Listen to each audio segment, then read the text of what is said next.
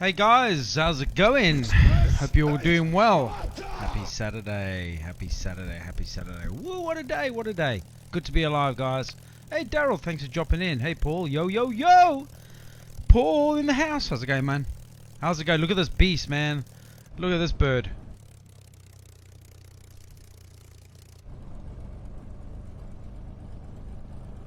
Gotta love it. Gotta love it. We're going to be going Spitfire, full throttle all the way down to Cliffs of Dover. We're going to go check it out. Hope you guys are all having a cracking day, man. Good to be back on stream. Had a bit of an unusual stream this morning. I don't know. It was okay. Just, you know, cruising. Only just woke up and decided, yeah, I'll just throw a bit of content out there. Just maybe an hour or so.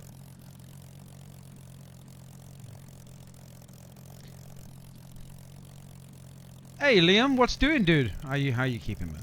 Good to have you on board, man. Wow, they've done such a great job with this aircraft, right? They've designed such a cool aircraft.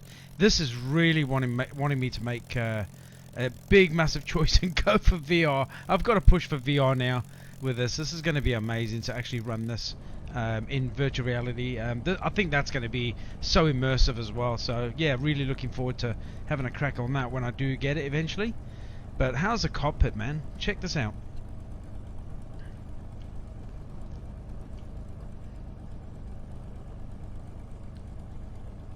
Look at the basics in here, man. It's like so cool the way they've done it. Everything works.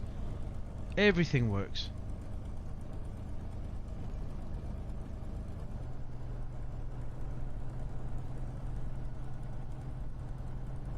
Fantastic plane, Daryl, hey? What do you reckon? Well, we're going to start this flight and get underway, I reckon. We're going to start cruising. This is going to be about an hour flight, I reckon. It's going to take us straight down some key points all the way down to the White Cliffs of Dover. We're going to go over the channel and we're going to go head over to France, to the coast of France there, probably to Dunkirk. And then we're going to go land and then we'll take it from there. But yeah, it's going to be a cool flight, guys. This is Sparta!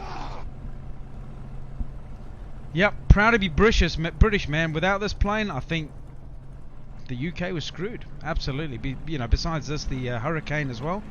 But I'm just going to show you something. I'm going to actually, I've got my game sounds down so you can actually hear me and hear notifications and POI stuff as well. So I'm going to actually just for this interest, I'm going to crank up the engine just so you guys can hear it. Just give me a second here. This is the actual. I've got you guys down at 30% in Microsoft Flight. Check this out.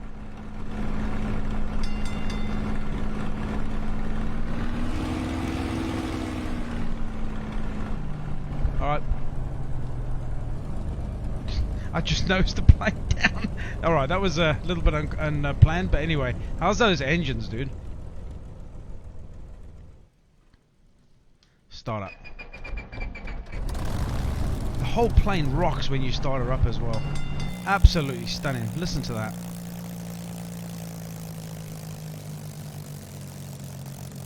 Oh.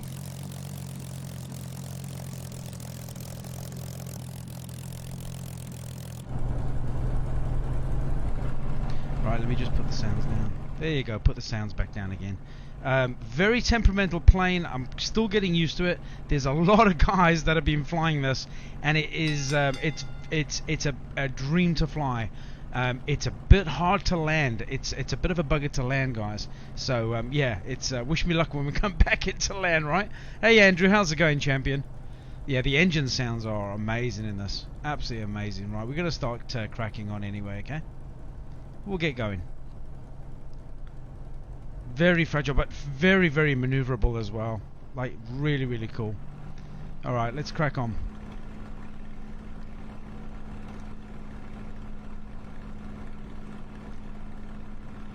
Biggin Hill is a district in Greater London with a population of 9,951. Historically in the county of Kent, today it forms part of the southeastern London borough of Bromley and located beyond London's urban sprawl. It is one of the highest points of Greater London, rising to over 210 metres above sea level. Its airport occupies land formerly used by RAF Biggin Hill, one of the principal fighter bases protecting London from German bombers during the Battle of Britain. Historically, the settlement was known as Apperfield and formed part of the parish of Cudden.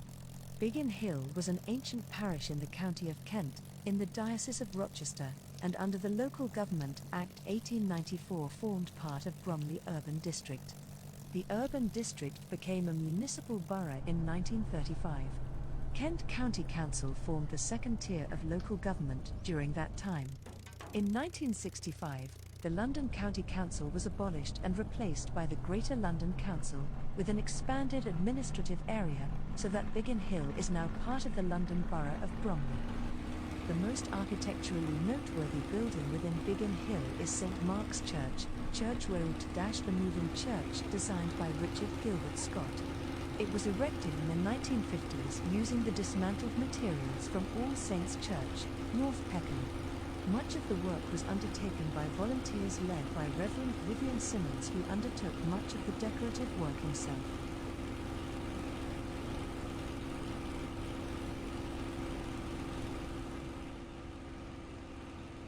How's this thing? How's this beast, chat? Woo! I'm telling you, I'm going to have to put my POI up so I know exactly where I'm going. So yeah, we'll get cracking there, guys. So I've only literally been in it once since I purchased it. So this is like my second flight, and the first flight was like literally 5 minutes. So I'm just getting used to it, and I'm sure that we'll get a little bit more familiar with the controls and everything as we cruise on. So look at the real weather already. I'm icing up on the windscreen here, guys. So I already know that down here we've got a de-icer button that I can actually flick on. There we go.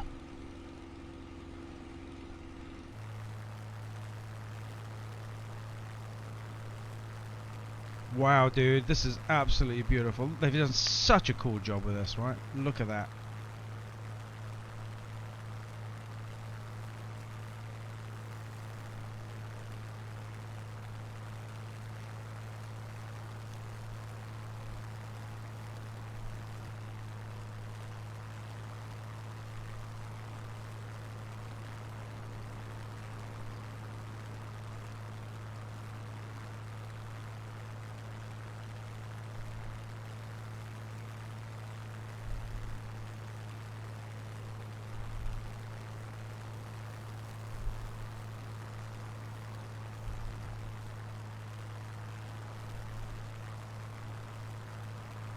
Absolutely stunning, chat.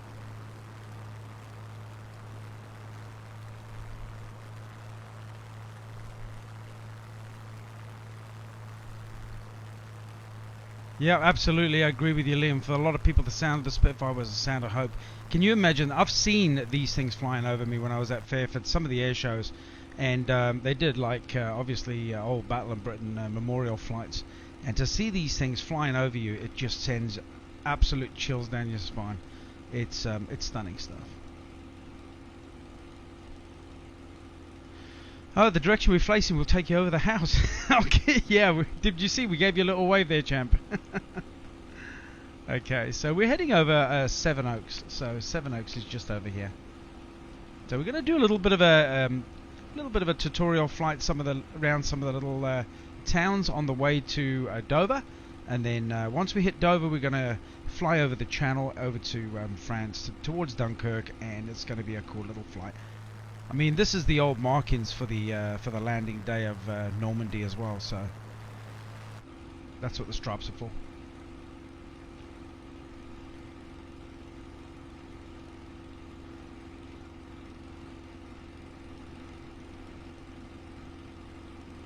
Hello, Rose. How's it going?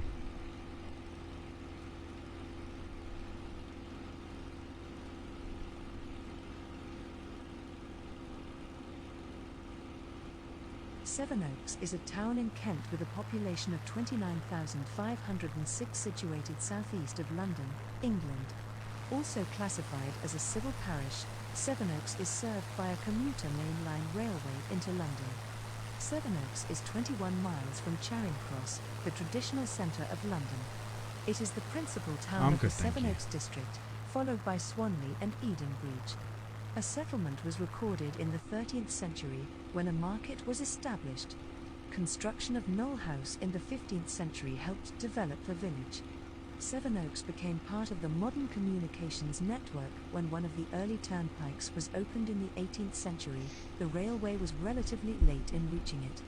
In the 21st century, it has a large commuting population, although the nearby Fort Halstead Defence Installation is a major local employer. Located to the southeast of the town is Knoll Park, within which lies Knoll House. Educational establishments in the town include the independent Sevenoaks School and Knoll Academy. What an aircraft, chat. Absolutely beautiful, yeah? Everyone's got to love the Spitfire.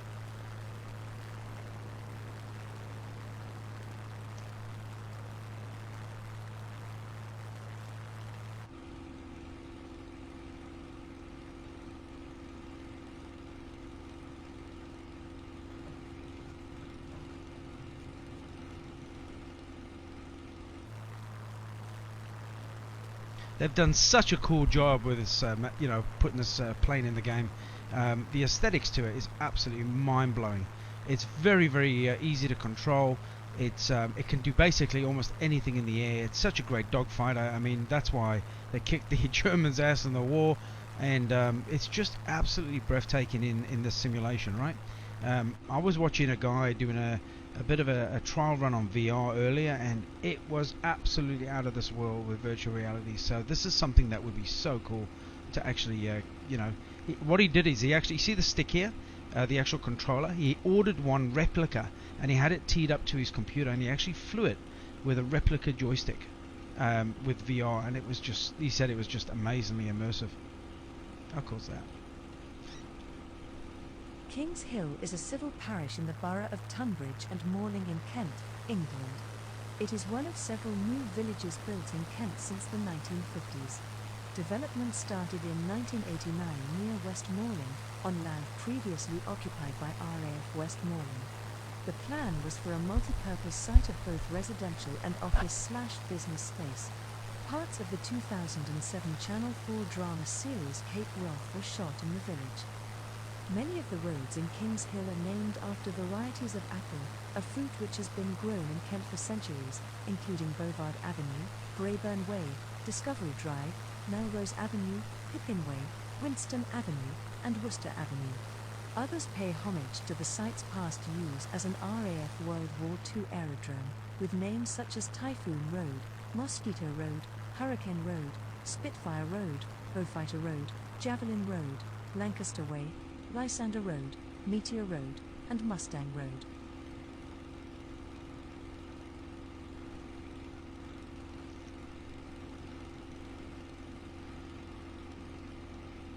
The Archbishop's Palace is an historic 14th century and 16th century building on the east bank of the River Medway in Maidstone, Kent. Originally a home for travelling archbishops from Canterbury, the building is today principally used as a venue for wedding services. The former tithe barn for the palace now serves as the Tyrwhitt Drake Museum of Carriages. The manor of Maidstone was probably given to the archbishops of Canterbury as a royal gift during the 7th or 8th centuries. A house on the site of the palace was given to Archbishop Langton by Rector William de Cornhill in 1207 to be used as a resting place for archbishops travelling between London and Canterbury, and is linked to palaces at Charing, Otford, and Croydon. Cornhill's house was demolished by Archbishop Ufford.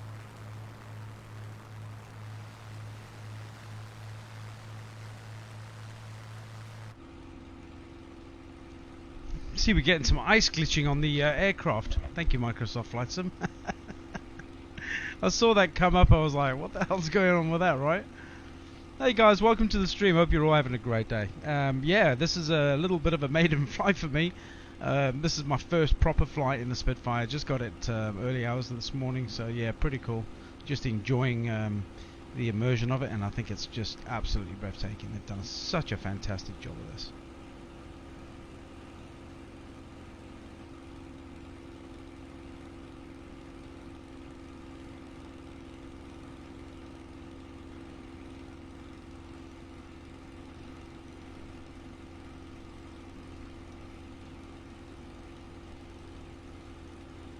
Alright, let's push on.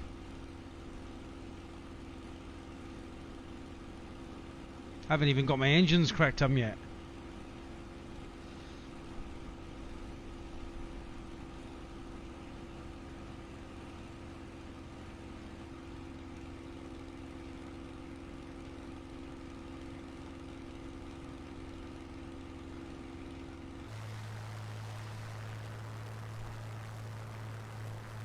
Maidstone is a town in Kent, England, of which it is the county town.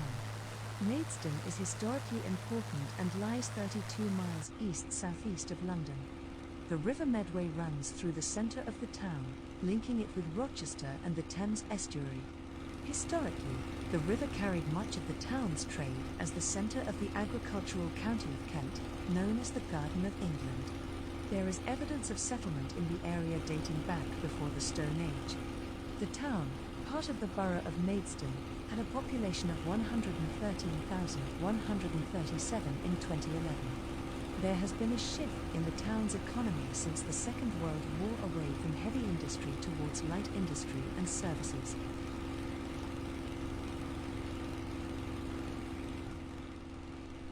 Cool stuff, chat. Let's go. Let's keep pushing through.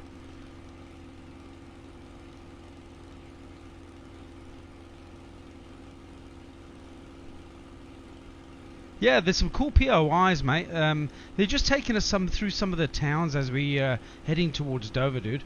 Just, you know, some of them are pretty okay, and some of them give us a little bit of a history backdrop as to if they had anything like, you know, to do with the war or even before then, actually. Yeah, so we just kind of like checking our way through this beautiful part of England and heading towards the coast here. So this is going to be pretty cool.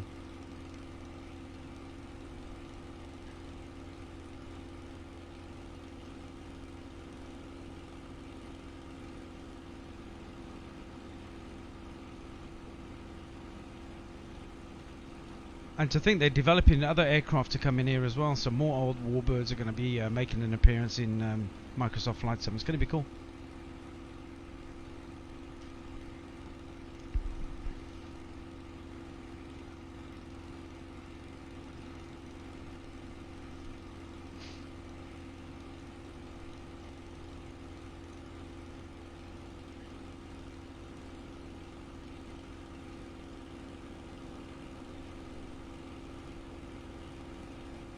I've currently got my throttle at about 3/4 of the way through, about 75%. So this isn't full speed of the Spitfire as well. So it's, we're at just cruising speed at the moment.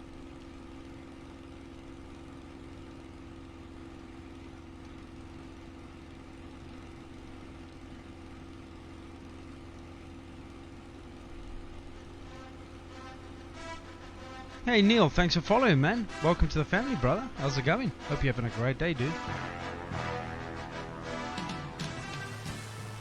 I don't know why I've got ice on my plane right now, and it's not actually showing me in cockpit. That's obviously a bit of a weird glitch out, but never mind. We're learning.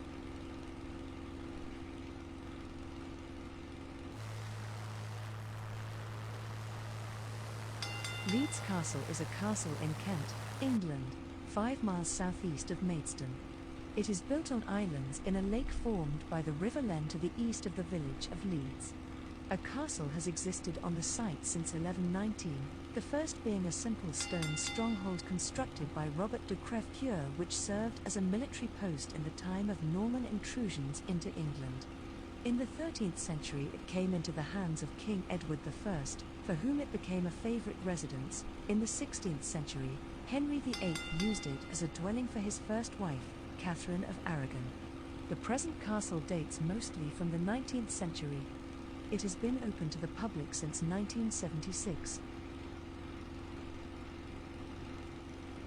Oh, we'll be doing some barrel rolls, dude. Don't you worry about that. Hey Neil, how you going? Do a barrel roll.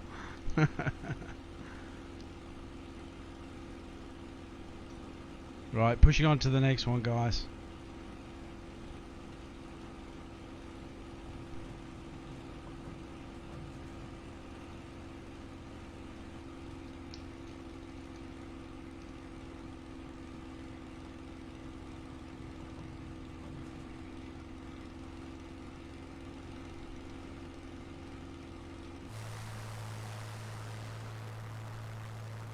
Is it really that cold in England right now that I've got my wings iced up right now? What's going on? Hey Dirtbag, how's it going, dude? I hope you're having a good day, bud. Welcome in. Right, let's go back on waypoint. Slightly off.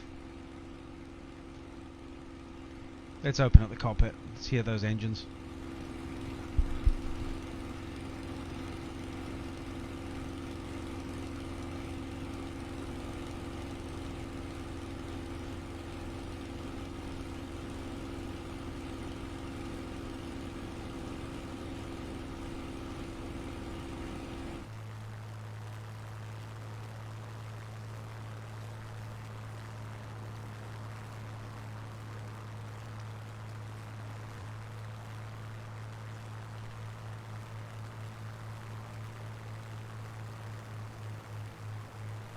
Look at that, he's even moving in the cockpit when I throttle back, look. How cool is that?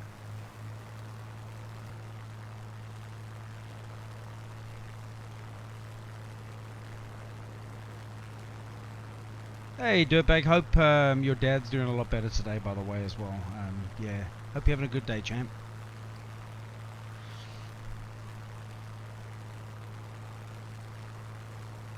Oh, thanks, Neil. I'm not bad. I'm still learning to be a decent pilot, right?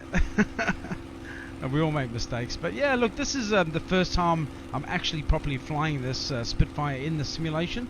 It is so cool, man. I'll tell you, it's so reactive, and it will do almost anything you want. I can see why it kicked ass in the Second World War, man.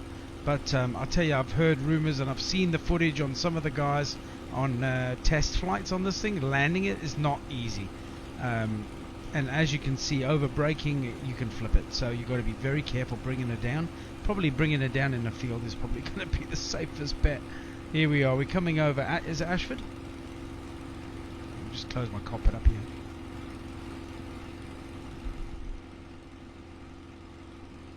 Ashford is a town in the county of Kent, England.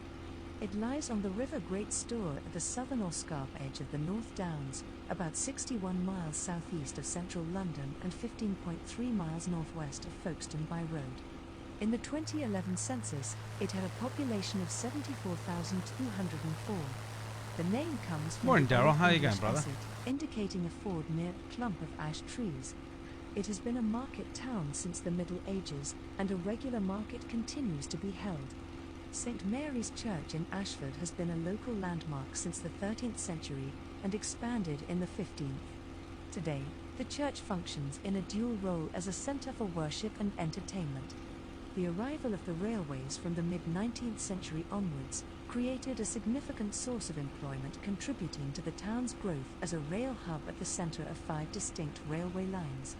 The high-speed rail line between London and the Channel Tunnel passes through Ashford's Oh, awesome. International Yeah, Railway good stuff. Station, I'm thus glad he's linking coming the home, dude. town to Paris and other European destinations. The M20 motorway connects Ashford to the Channel Hey, Tunnel. Daryl coming in with 100 stars. National Thanks, my man. and to You're a London. legend. Thanks for the support, buddy. Ashford has been marked out for growth in several government plans from the 1960 onwards. In the 1970s, the construction of a controversial 4-lane ring road together with the multi-story Charter House building led to the destruction of significant parts of the old town, although some areas were spared and preserved. Other changes in the last 40 years include the construction of the County Square shopping centre, the redevelopment of the Templar Barracks at Repton Park, the Finbury estate to the southeast, and the award-winning Ashford Designer Outlet. Awesome stuff. Right, we're at the coast. That didn't take too long, did it? We'd like here. We'll just head a little bit more north, and we'll be at Dover. We'll go check that out. Then we're going to start heading over the channel. What a cool plane! What a cool flight. Loving it.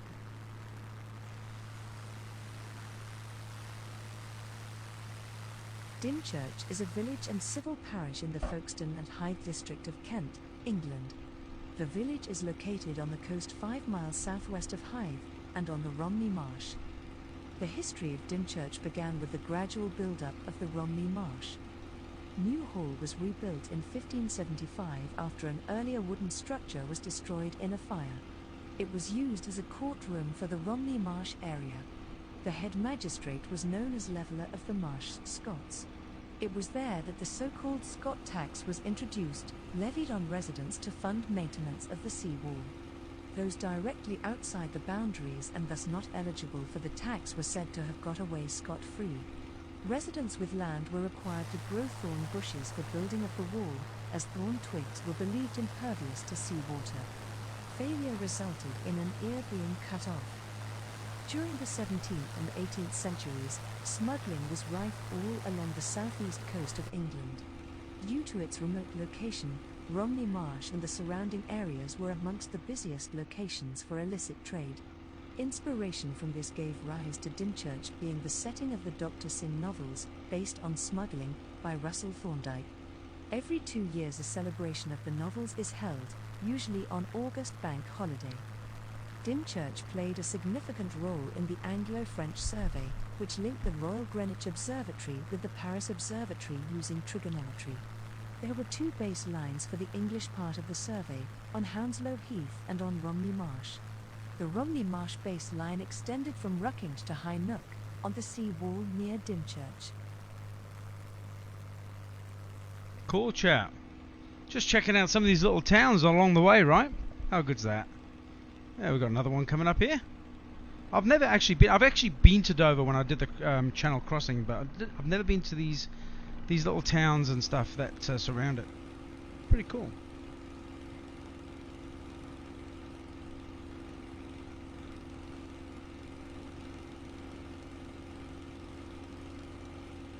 Hythe is a coastal market town on the edge of Romney Marsh, in the district of Folkestone, and Hythe on the south coast of Kent. The word Hythe or Hythe is an Old English word meaning haven or landing place.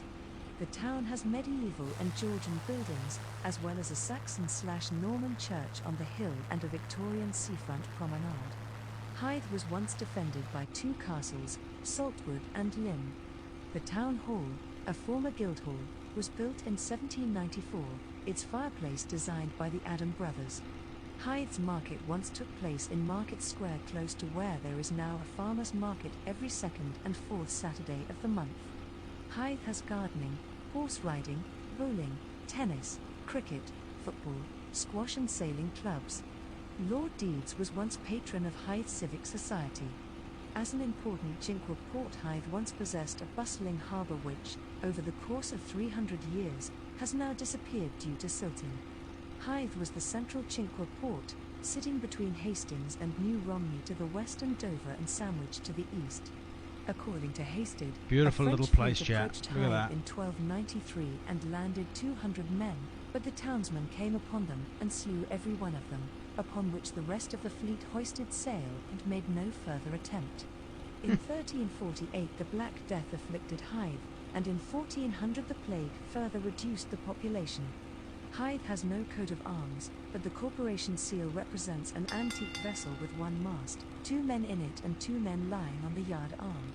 Hythe was the home of the Mackerson Brewery, which after changes of ownership, closed in 1968.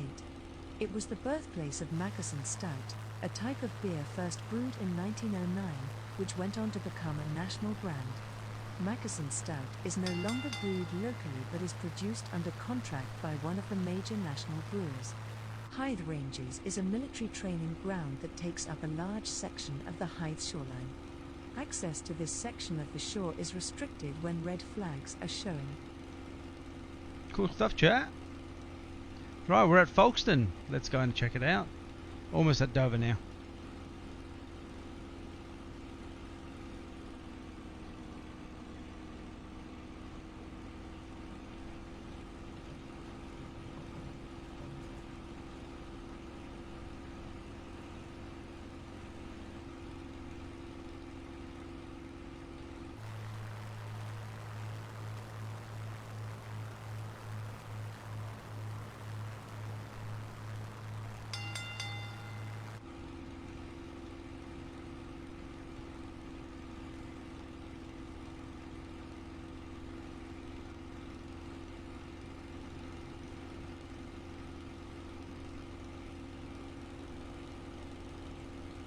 Folkestone is a port town on the English Channel, in Kent, southeast England. The town lies on the southern edge of the North Downs at a valley between 2 cliffs. It was an important harbour and shipping port for most of the 19th and 20th centuries. There has been a settlement in this location since the Mesolithic era. A nunnery was founded by Ainsworth, granddaughter of Ethelbert of Kent in the 7th century, who is still commemorated as part of the town's culture. During the 13th century it subsequently developed into a seaport, and the harbour developed during the early 19th century to provide defence against a French invasion, and expanded further after the arrival of the railway in 1843. The harbour's use has diminished since the opening of the nearby Channel Tunnel and stopping of local ferry services, but still remains in active use.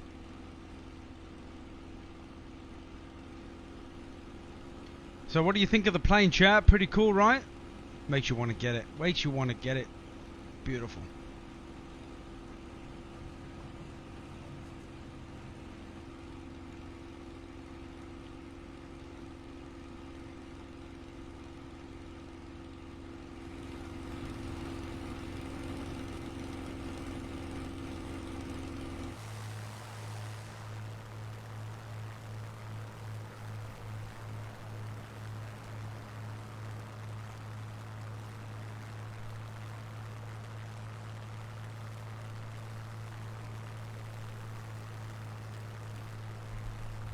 Yeah, it's really, really cool, and it's very, like I said, very immersive. It's brilliant to fly as well.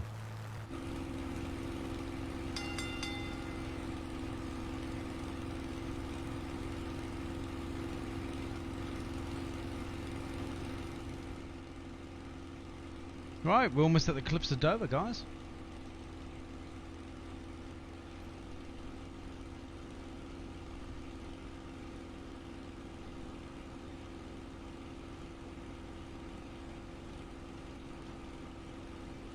Yeah, this is the new one, dude.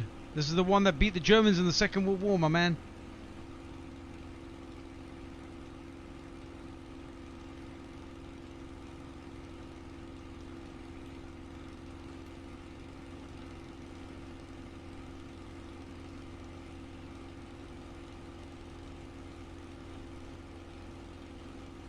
The White Cliffs of Dover, part of the North Downs Formation, is the region of English coastline facing the Strait of Dover and France.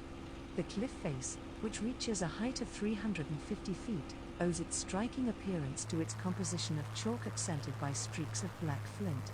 The cliffs, on both sides of the town of Dover in Kent, stretch for 8 miles.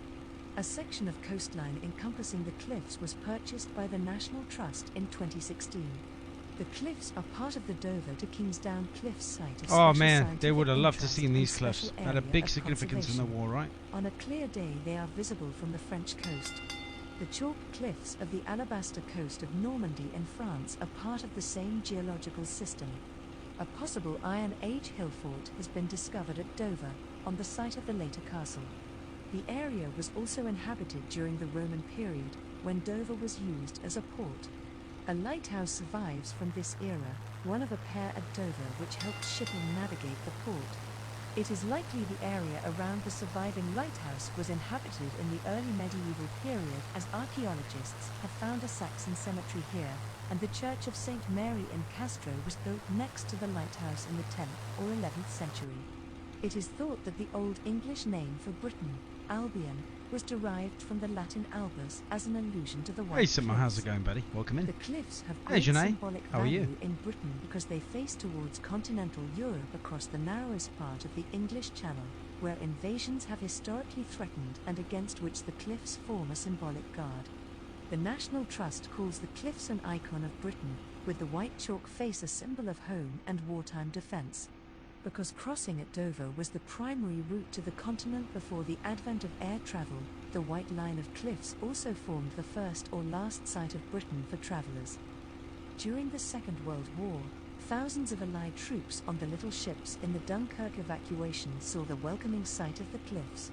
In the summer of 1940, reporters gathered at Shakespeare Cliff to watch aerial dogfights between German and British aircraft during the Battle of Britain. Vera Lynn, known as the Force's sweetheart for her 1942 wartime classic The White Cliffs of Dover, celebrated her 100th birthday in 2017. That year she led a campaign for donations to buy 170 acres of land atop Dover's cliffs when it was feared that they might be sold to developers. The campaign met its target after only 3 weeks. The National Trust, which owns the surrounding areas, plans to return the land to a natural state of chalk grassland and preserve existing military structures from the Second World War. Stunning chat, man. Absolutely stunning, right? What a piece of history this is. Gotta love it.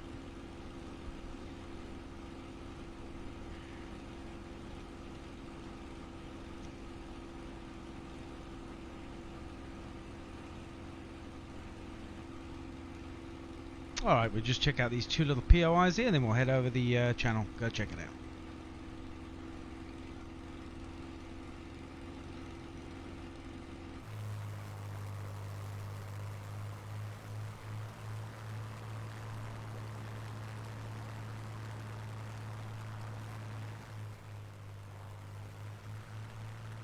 Dover Castle is a medieval castle in Dover, Kent, England. It was founded in the 11th century and has been described as the key to England due to its defensive significance throughout history. Some sources say it is the largest castle in England, a title also claimed by Windsor Castle. Dover Castle, along with the cliffs of Dover, have long been a symbol of defense for the island.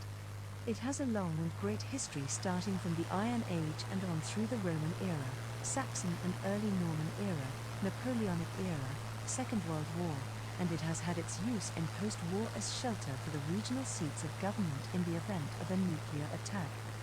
The site also contains one of Dover's 2 Roman lighthouses, one of only 3 surviving Roman-era lighthouses in the world, and the tallest and most complete standing Roman structure in England. There are 2 sacred places within the grounds of the castle: Royal Chapel, located within the keep, dedicated to St. Thomas Becket, and St. Mary in Castro, a Saxon church, rebuilt in the Victorian era. The castle has been used by productions of Doctor Who in several episodes. Fort Burgoyne, originally known as Castle Hill Fort, was built in the 1860s as one of the Palmerston forts around Dover in southeast England. It was built to a polygonal system with detached eastern and western redoubts to guard the high ground northeast of the strategic port of Dover, just north of Dover Castle.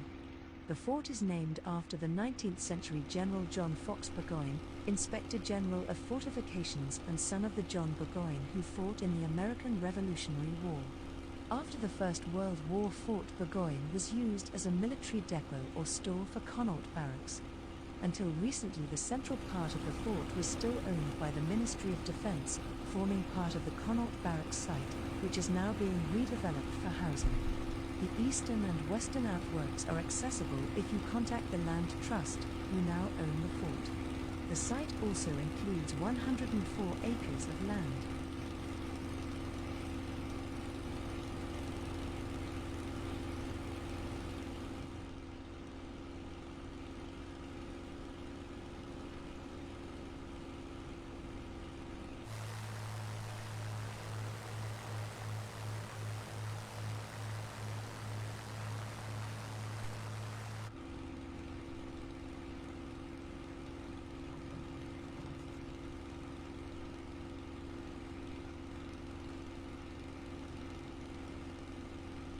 Right, we're going to push on over the channel. Let's move. We're just going to hit this last POI, and then we'll make our journey over. This is such a cool aircraft to fly, right? I'm really enjoying this right now. It has been described as the first major military campaign fought entirely by air forces. The British officially recognised the battle's duration as being from 10 July until the 31st of October 1940, which overlaps the period of large-scale night attacks known as the Blitz, that lasted from the 7th of September 1940 to the 11th of May 1941. German historians do not accept this subdivision and regard the battle as a single campaign lasting from July 1940 to June 1941, including the Blitz. The primary objective of the German forces was to compel Britain to agree to a negotiated peace settlement. In July 1940, the air and sea blockade began, with the Luftwaffe mainly targeting coastal shipping convoys, as well as ports and shipping centres such as Portsmouth. On the 1st of August, the Luftwaffe was directed to achieve air superiority over the RAF, with the aim of incapacitating RAF Fighter Command. 12 days later, it shifted the attacks to RAF airfields and infrastructure. As the battle progressed, the Luftwaffe also targeted factories involved in aircraft production and strategic infrastructure. Eventually, it employed terror bombing on areas of political significance and on civilians. Historian Stephen Bungay cited Germany's failure to destroy Britain's air defences Wow, that's cool, to force Beryl. an armistice as the first major German defeat in World War II and a crucial turning point in the conflict. The Battle of Britain takes its name from the speech given by Prime Minister Winston Churchill to the House of Commons on the 18th of June. What General Vagon called the Battle of France is over. I expect that the Battle of Britain is about to begin. Winston Churchill summed up the battle with the words, "Never in the field of human conflict was so much owed by so many to so few." Pilots who fought in the battle have been known as the few ever since, at times being specially commemorated on the 15th of September, Battle of Britain Day. On this day in 1940, the Luftwaffe embarked on their largest bombing attack yet, forcing the engagement of the entirety of the RAF in defence of London and the southeast, which resulted in a decisive British victory that proved to mark a turning point in Britain's favour. Within the Commonwealth, Battle of Britain Day has been observed more usually on the third Sunday in September, and even on the second Thursday in September in some areas in the British Channel Islands. The day has been observed by many artists over the years, often with works that show the battle itself. Many mixed media artists have also created pieces in honour of the Battle of Britain. During the Battle of Britain, from July to October 1940, the public perceived the Spitfire to be the main RAF fighter, though the more numerous Hurricane shouldered a greater proportion of the burden against Nazi Germany's Air Force, the Luftwaffe. However, Spitfire units had a lower attrition rate and a higher victory-to-loss ratio than those flying Hurricanes because of the Spitfire's performance.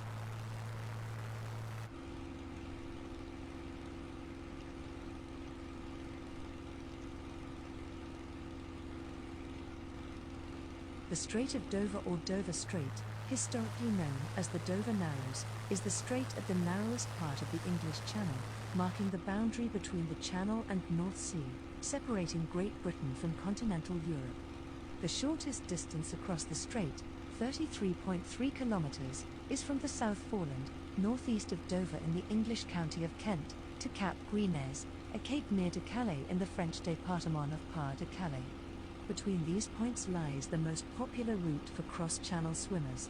The entire strait is within the territorial waters of France and the United Kingdom, but a right of transit passage under the UNCLOS exists, allowing unrestricted shipping.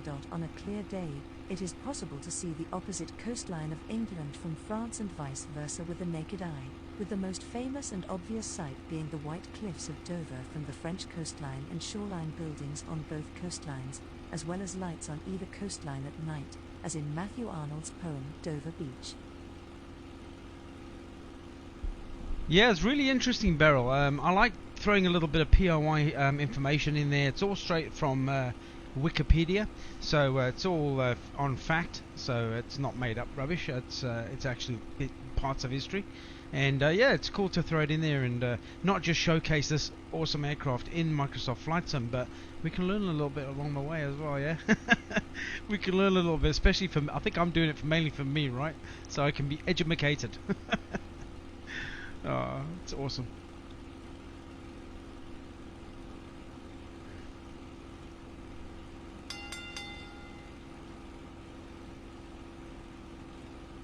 Oh, during the war, you live near Canley Airfield in Surrey. That would have been an interesting flight. Absolutely, absolutely. There was a story that my mum told me. She grew up during the war, and when she was 8, she lived in North Wales, up near the River Dee, and it was a big manufacturing area, a lot of steel works and stuff up there.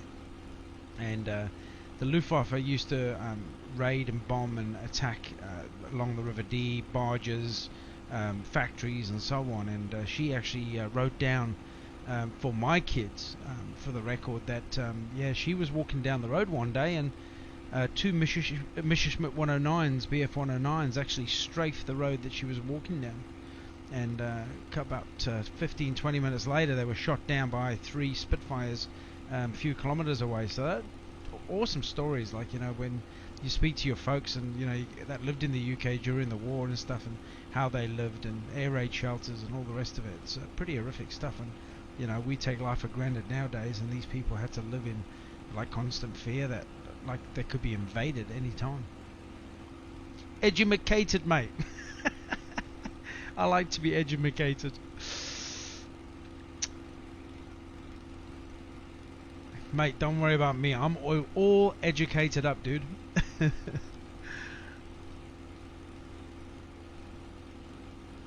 So we're just hugging the coastline of France at the moment. What a cool flight over by Dover. That was brilliant. You can even see the cliffs from here, I think. Is that over in the distance there? Let's have a look. Yeah, look at that in the distance. You can even see the cliffs from here. So even like the POI was saying, on a clear day, you can see the cliffs from the coast of France. Look at that over there, guys. That's amazing.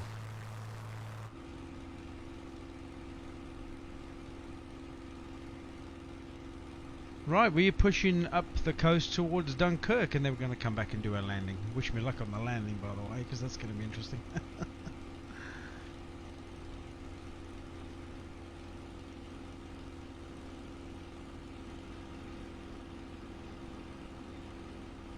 And that's where we're going to be landing over there. That's Dunkirk Airport. Not too far away.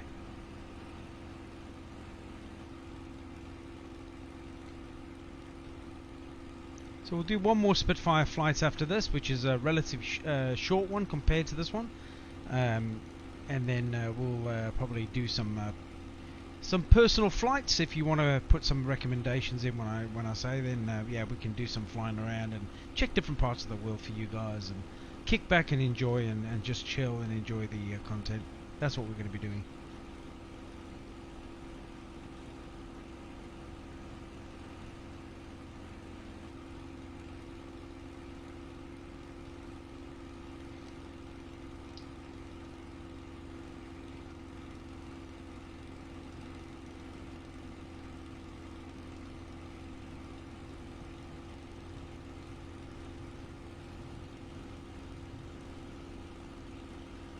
Oof, what a roll.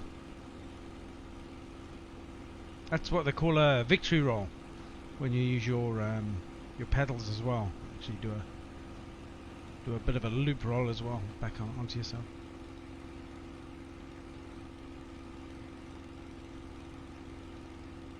You were alive during World War II, born in 1942. Oh, good on you, Janae. That's unreal. That's unreal.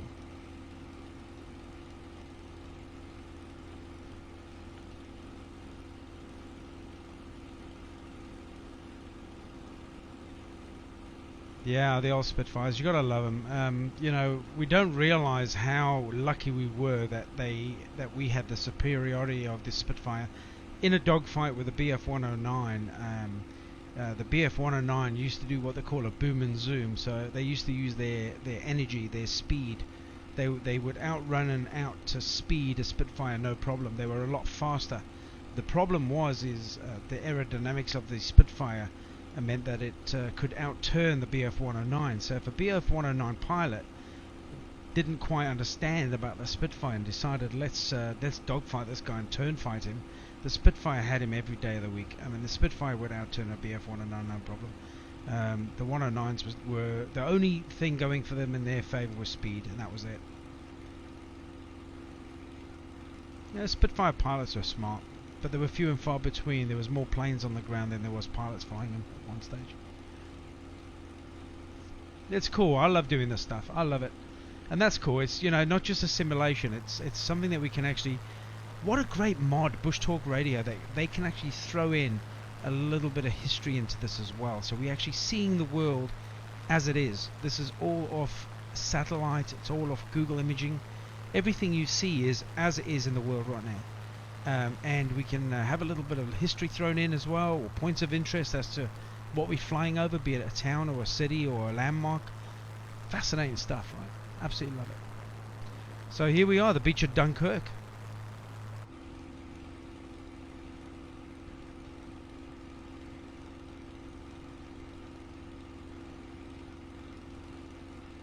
Yeah, my mum used to say that when she was young, she used to hear the doodlebugs, flying above, and she could hear the spluttering of the engines, like pa pa pa pa pa pa pa pa, and all of a sudden they'd fall silent, and you knew that the petrol, the fuel on them would run out, and that's when they would drop out the sky and literally level a house.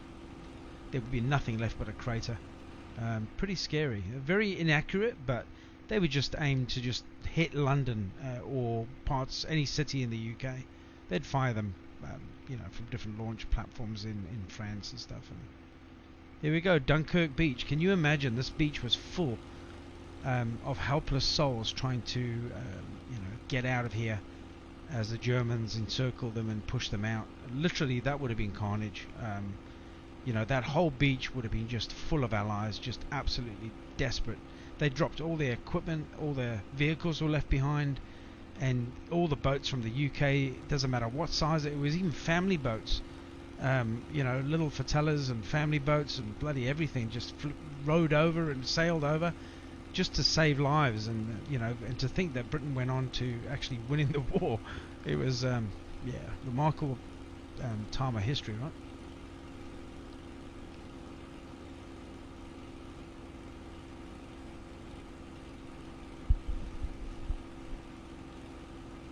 The Battle of Dunkirk was fought in Dunkirk, France, during the Second World War, between the Allies and Nazi Germany.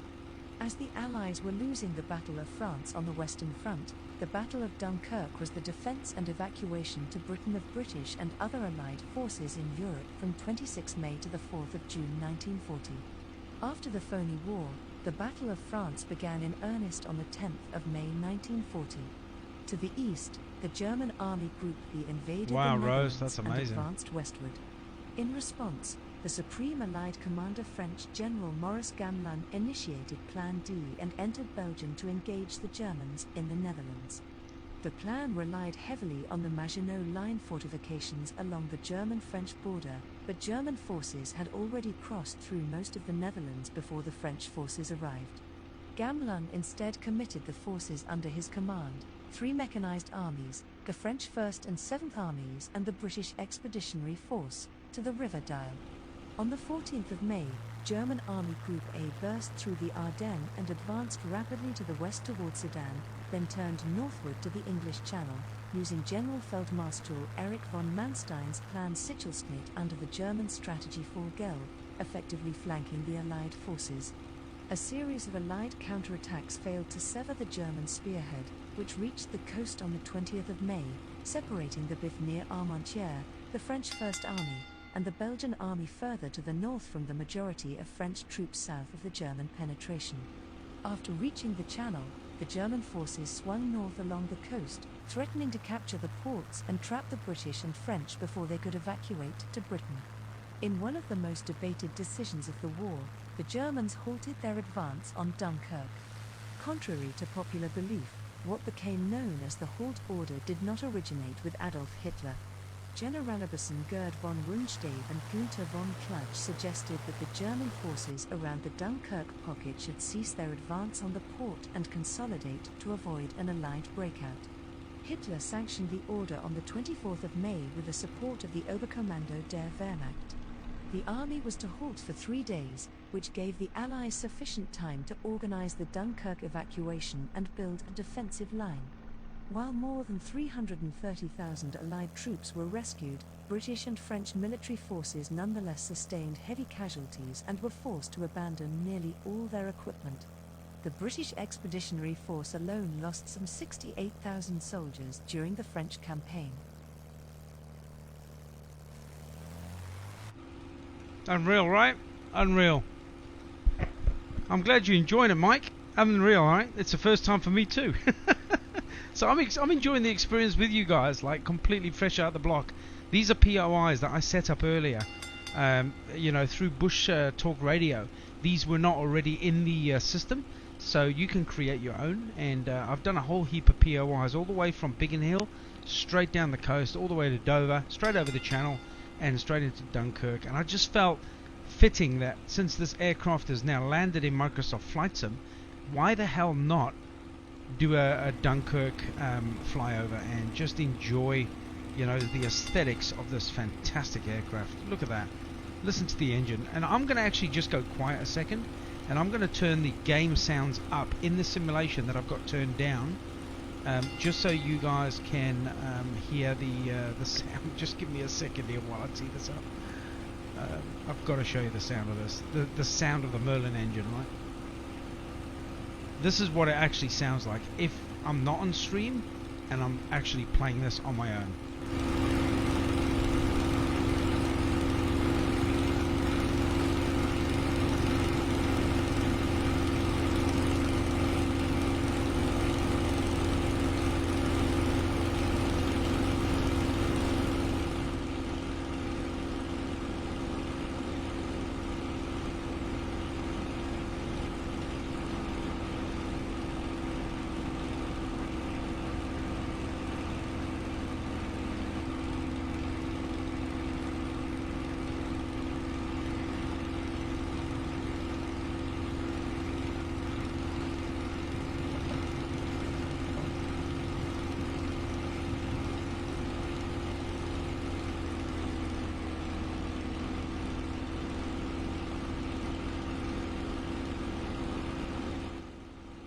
How cool is that, chat? How's those engines, right? Absolutely breathtaking. It's just it blows me away. The sounds that they've done in this is absolutely spot on, right? Paul, woo! Proud to be British, right? What a plane. Alright, let's go and land this. This is going to be fun. I've watched a few people try and land the Spitfire, and it is not easy. If you watch historical footage of some of these old Spits coming back in, and you'll always see like one landing gear coming down and the other one's still up, and then the other one comes down, and they're like bouncing along the ground trying to come to a stop. They're not easy. The braking as well on this, when you attempt to land, is really, really cagey. If you over brake, you're going to actually bring the tail of the plane over your head and flip it. So literally let it slow down on its own, and very little braking. So yeah, we'll check out how I do, right?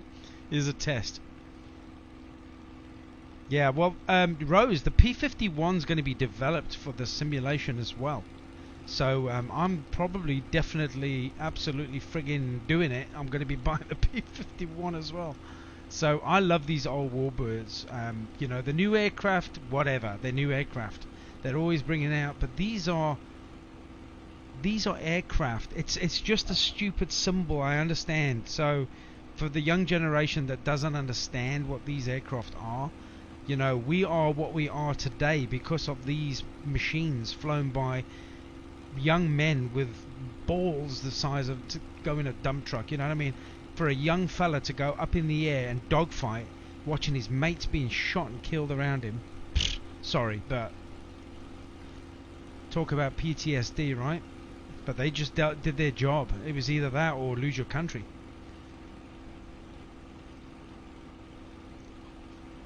So whenever you see a Spitfire or a P-51 or a Lancaster bomber or any of these old aircraft that was involved in the Second World War, it just absolutely gives me lumps in the throat, right? I hope to improve my English soon. You are doing really, really well, dude. Your English is spot on. You're doing a good job, buddy. My granddad printed photos of French landmarks to help the ships find the beaches of Dunkirk evacuation. Beryl, that's unreal. You know, it doesn't matter what you did in the war. You could even be in Home Guard. My family also was involved with the Home Guard, which is like they protected the I suppose the cities and landmarks of Britain, and you know, everybody had a role to play. My grandmother, she was a seamstress. She sewed and built and made parachutes for the parajumpers to land over in Germany and stuff like that. So it's just everyone had a job. A rear gunner in Lancaster. Wow, what a job. That would have been, for me personally, I would have loved that, but I would have hated that as well at the same time. That would have been the most scariest job in a Lancaster, because you can't exactly get out of there if you've got a Messerschmitt 109 up your ass. Just hope that he was a crack shot and he can get rid of the enemy before he got shot himself. But what a job to do. Right, guys, we're coming in. Look at those flaps, full flaps down. Look at the stopping power on this. Right, let me just put a little bit of throttle. This is going to be really interesting. I don't even have to land on the runway. These things are built to land on grass, not even runways. We're going to see how the pig does, right? Remind me not to touch the brakes. What a flight, guys. Loved it. Absolutely loved it. And I wasn't sure how it was going to pan out. I just wanted to do something that was fitting to the Spitfire, and God, that was awesome.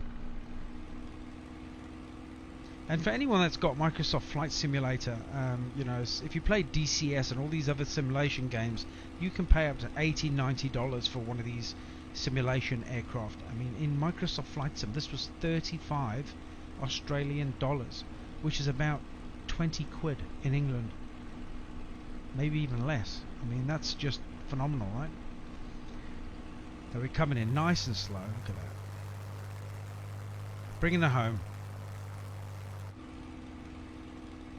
Just back on the throttle a bit. Oh man, the belly gunner on a B-17, sorry, would have been absolute.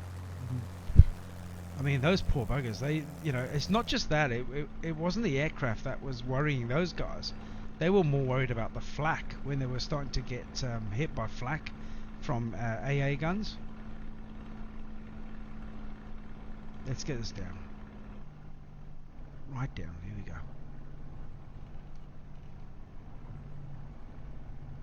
Got to be just very, very careful. The wings do tend to flick to the left and right like that. Oh, here we go. So the nose will start going up. Just got to steer to the right with it. Oh, a little bit. Counter it. Counter it.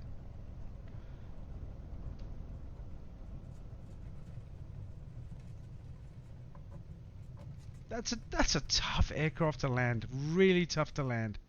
Right, let me just hit some brakes here, just slightly.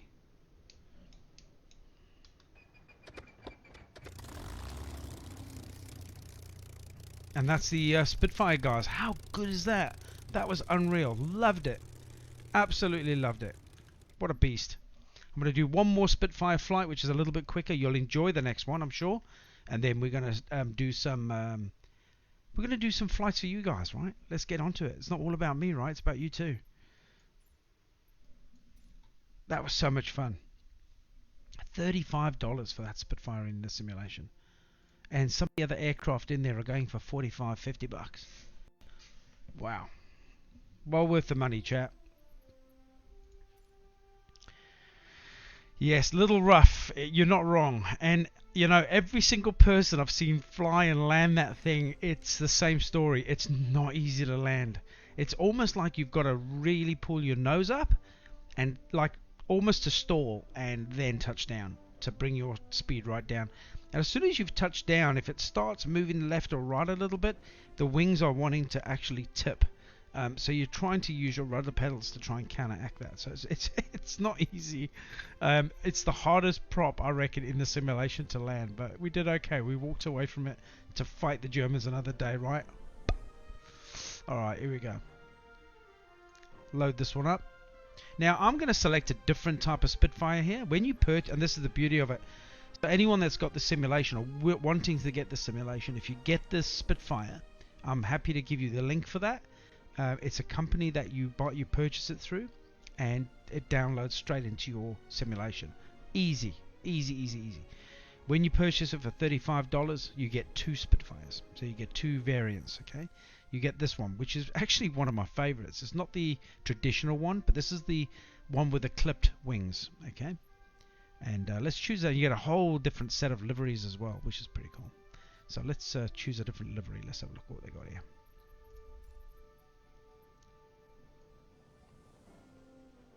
Let's go with the shark's teeth. We're gonna do that. Alright, what's the live weather, live air traffic? Did you see on the last flight from Dover, from Biggin Hill to Dover and over the channel, how many pilots were actually flying in Microsoft Flight Sim? There must have been about 30 players actually up flying in that area, and I'm probably guessing that most of them have got the Spitfire right now. So pretty cool to check out, right? So we're actually at Alexandria, so not far from Egypt. just to the west coast of Egypt. So we're going to just hit this. Let's get cracking.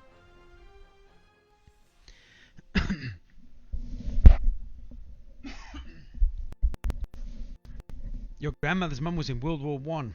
Also, the ammo factories, and her daughter also did World War Two. Ended up getting called the Yellow Canaries. Wow, that's interesting stuff, man. Thanks for sharing that, Rose. It was look, hey, everyone loves the Hurricanes, just like the Spitfires. You know, these were machines of war that saved our asses, basically. My parents would have, God knows what would have happened. I might not even be here today if it wasn't down for the, you know, these type of machines to take on the Germans. Hey Andrew, how's it going, bud? Hope you're having a good one, buddy. Have you a dog? Yeah, I got 2 dogs. What's up? You're not having them. I love my dogs. Alright, let me just start that up.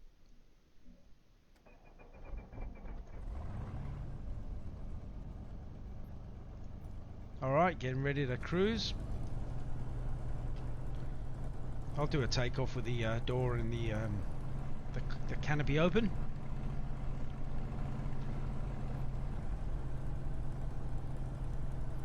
Alright, so we actually have to go back the other way. Here we go.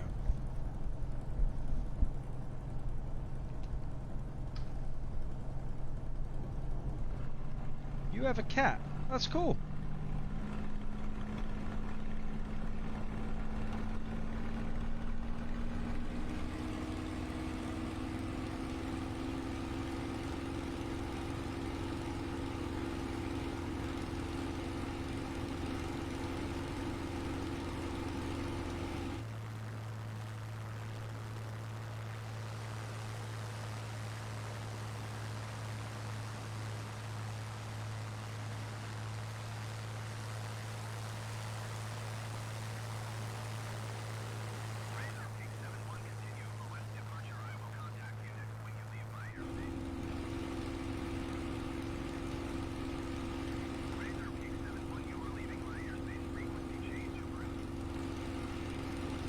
Right, here we go.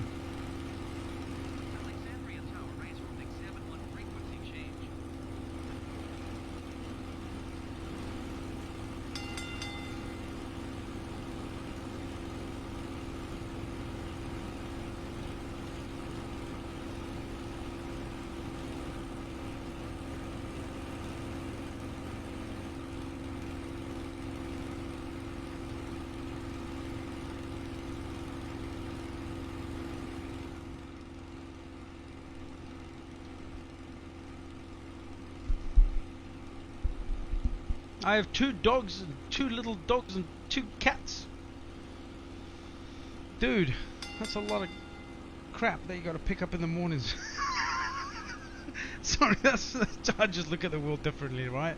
I love my dogs, right? But oh my god, I can't be doing that. I haven't got the patience for that. So yeah, that's dished out to someone else to do in my house. Dude, choose your jobs wisely, Yoda.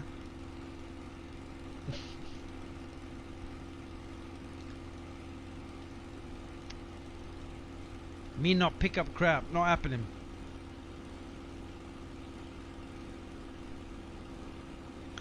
Alright, so we're just left Alexandria, is it Alexandria? And we're just heading on the west side here, just along the coast. So this is going to be quite cool to check out. And then we'll go and do some cool flying for you guys.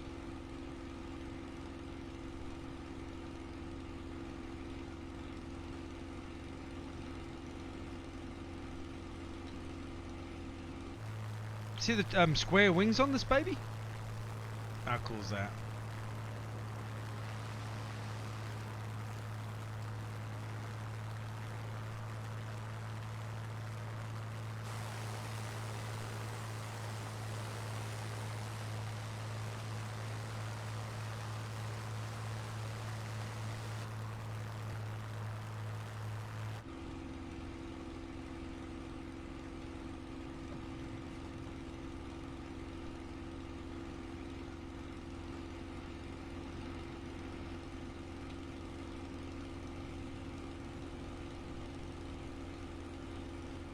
You're doing the same flight now, dude. What? Over where I am now. That's clutch, dude. Absolutely brilliant. I just sort my trim out. My trim's a little bit up and down here, so I'm just trying to sort it out, mate. Yeah, I'm set on real time, real weather, mate. Absolutely. I wonder if there's any players around. Can't see anyone. They're all over at Dover, mate. All the English are in their spits reenacting the Battle of Britain right now. God bless them. Unreal. Alright, what's going on here? What's all this about? What's all this about?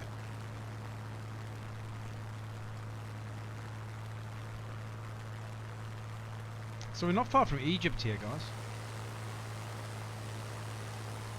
So just think, this would have been a massive, important area during the Second World War. There was, it would have been complete carnage here, right? And I'm sure we're going to find out exactly where we are in a minute. I'm sure maybe some of you have already guessed it. Let's check out the stadium. I'm intrigued. In the middle of the desert, camels and shite, and they got the stadium to make anyone jealous, right? What's going on here? Look at this thing. Borg Al Arab Stadium. That's pretty funky.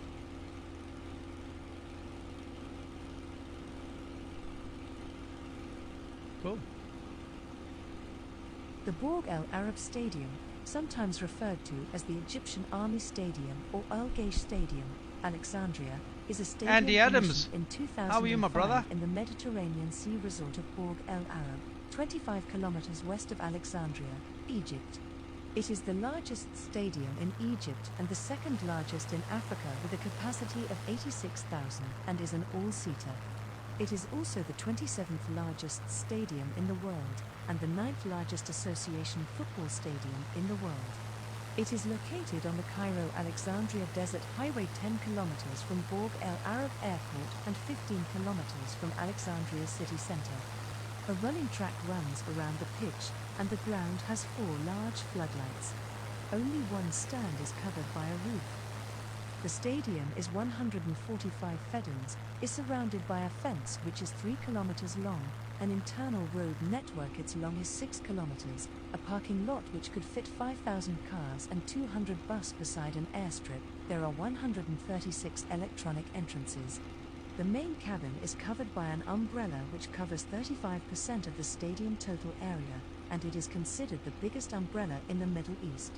Its length is 200 meters, its dimension is 60 meters, and its area is 12,000 square meters, which is equal to 3 fedans. The stadium is air-conditioned, and that condition includes the clothes chambers, the salons and entrances. Also, the stadium includes 8 elevators for broadcasters, handicapped, services and important persons. There are 2 sub-stadiums for training, and each ground can hold 2,000 spectators, includes 2 locker rooms and a stadium for athletics.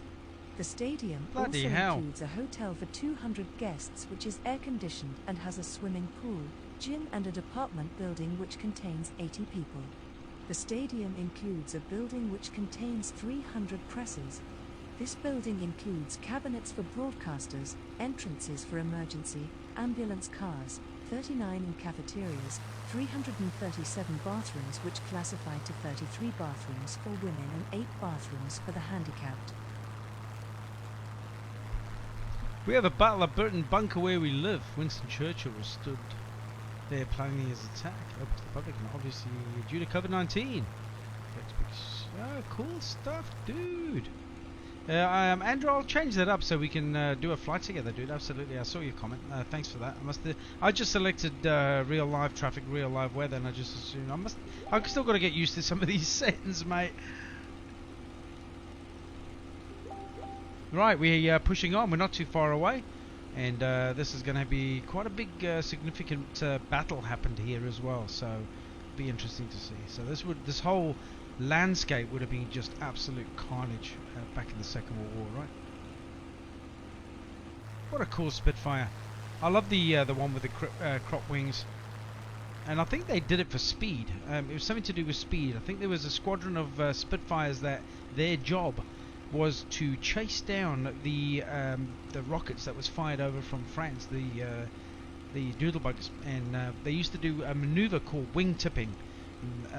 Pretty brave maneuver that some of the pilots, British pilots, used to do. Is they would literally fly next to a doodlebug and actually wing tip it, which means knocking it with your own aircraft wing, knocking the wing of the rocket that was flying towards Britain, sending it crashing into the ocean, so saving potential lives and stuff. So pretty ballsy, right?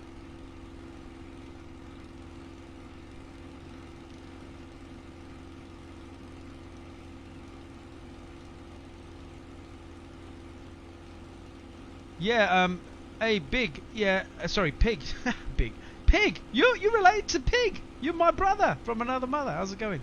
Yeah, that's what they call Bush Talk Radio, so I've got POI set, mate, and different parts of the world, and I've got it all set up that as soon as your aircraft enters a 1, a 3, a 5, or a 10, you can set it, exclusion zone, it actually automatically starts like a bit of a tutorial talk about where that POI is, and it could be a waterway, it could be a mountain range, it could be a building, historical event, a city, a town, you know, anything that you can set it, and it's all fed through Wikipedia, so it's all bang on correct, so it's not some made up rubbish. So I use them to do flights, like especially with anything to do with historical events and stuff like that. I just find it cool.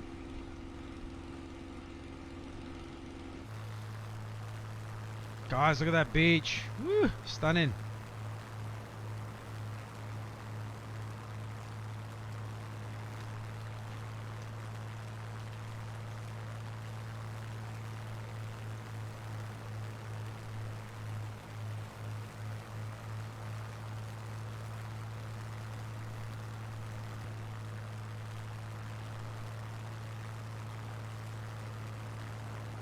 Look at these little houses down below. It's unbelievable. Look how they set out, right? Like Legoland. I bet there's some money down there.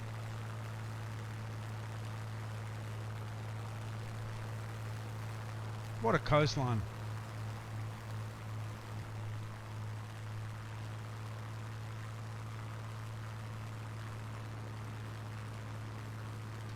You know how to write your name in Arabic. Oink. Dude, what a beach. And I thought we had a cool beach here on the Gold Coast. I'm jelly. I'm getting really jelly about this. That's Australian short for jealous, by the way. Everything's abbreviated short in Australia, chat.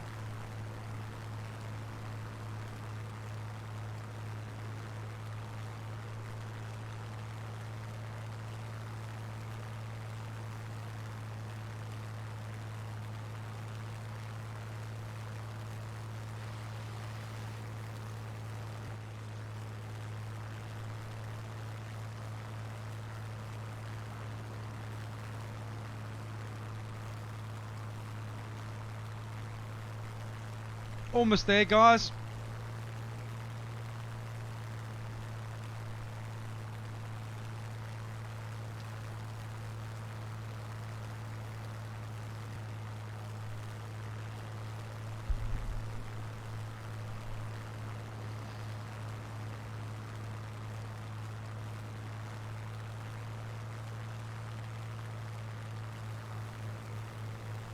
Yeah, that's just desert, dude, unless you like camels.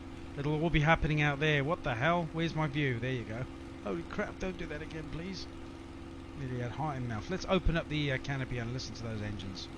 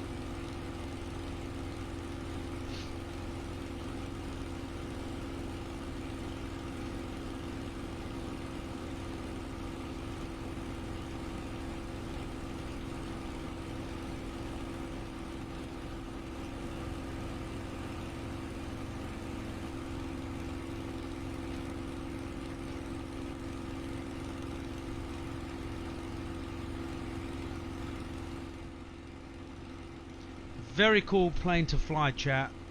If you got your trim set right, everything's sweet as a nut, you can fly this thing like a dream, right? Absolutely brilliant.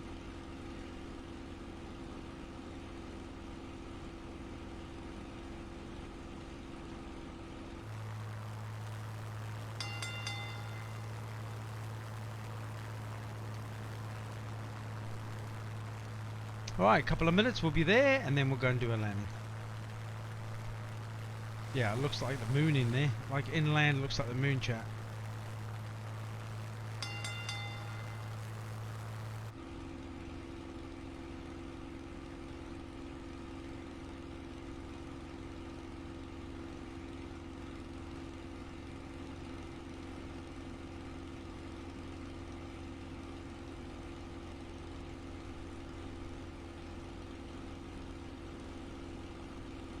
Oh, I love flying low, dude. You must see me in War Thunder. Get in a MiG 21 SMT clutch. The enemy doesn't see me coming, dude.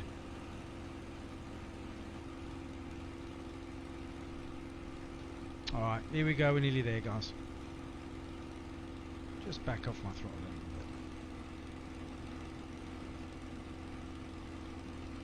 So we are almost at the next POI, and this is the location of where the POI is set. Historical event happened here. Here we go. The first Battle of El Alamein was a battle of the Western Desert Campaign of the Second World War, fought in Egypt between Axis forces of the Panzer Army Africa, which included the Afrika Korps under Field Marshal Erwin Rommel and allied forces of the 8th Army. The British prevented a second advance by the Axis forces into Egypt. Axis positions near El Alamein, only 66 miles from Alexandria, were dangerously close to the ports and cities of Egypt, the base facilities of the Commonwealth forces and the Suez Canal. However, the Axis forces were too far from their base at Tripoli in Libya to remain at El Alamein indefinitely, which led both sides to accumulate supplies for more offensives against the constraints of time and distance. Prior to the establishment of the Desert Air Force, several RAF formations operated in North Africa. On the 3rd of September 1939, RAF Middle East Command, under Air Chief Marshal Sir William Mitchell, Air Officer Commanding-in-Chief Middle East, comprised 4 separate commands, for Egypt, RAF Iraq, Mediterranean at Malta, and RAF Aden. Mitchell handed over to Air Vice Marshal Sir Arthur Longmore in early May 1940. When Italy declared war in June 1940, Longmore had just 29 squadrons numbering less than 300 aircraft in the 4 commands detailed above. The battle was a stalemate, but it had halted the Axis advance on Alexandria. The 8th Army had suffered over 13,000 casualties in July, including 4,000 in the 2nd New Zealand Division, 3,000 in the 5th Indian Infantry Division and 2,552 battle casualties in the 9th Australian Division, but had taken 7,000 prisoners and inflicted heavy damage on Axis men and machines. In his appreciation of the 27th of July, Auchinleck wrote that the 8th Army would not be ready to attack again until mid-September at the earliest. He believed that because Rommel understood that with the passage of time the Allied situation would only improve, he was compelled to attack as soon as possible and before the end of August, when he would have superiority in armor. Auchinleck therefore made plans for a defensive battle. In early August, Winston Churchill and General Sir Alan Brooke, the chief of the Imperial General Staff, visited Cairo on their way to meet Joseph Stalin in Moscow. They decided to replace Auchinleck, appointing the 13th Corps commander, William Gott, to the 8th Army Command and General Sir Harold Alexander as C&C Middle East Command. Persia and Iraq were to be split from Middle East Command as a separate Persia and Iraq Command, and Auchinleck was offered the post of C&C. Gott was killed on the way to take up his command when his aircraft was shot down. Lieutenant General Bernard Montgomery was appointed in his place and took command on the 13th of August. Cool chat, cool. Right, we'll go do another dodgy landing by the pig. Let's hope it's a little bit less rocky, right? This thing is not easy to land, so let's give it a crack. Hope you enjoy that barrel. That's some cool history your family's got there, right there. Some proud history there, right? Love it.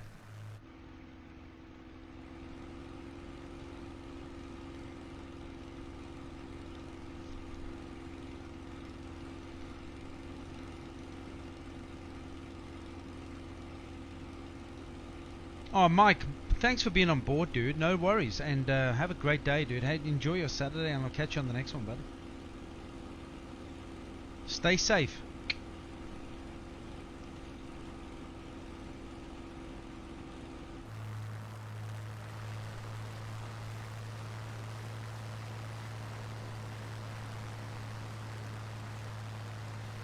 Okay, not too far to airport.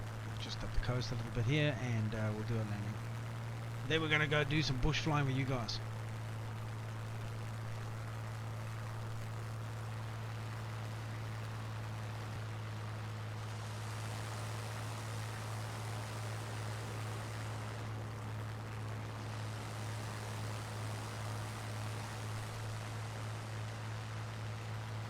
Yeah, no worries, Beryl. I'm glad you enjoyed it.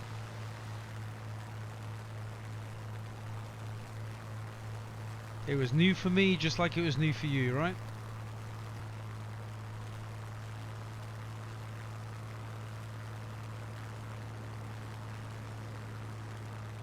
Oh, thanks, Paul. You're a legend, dude. Much appreciated.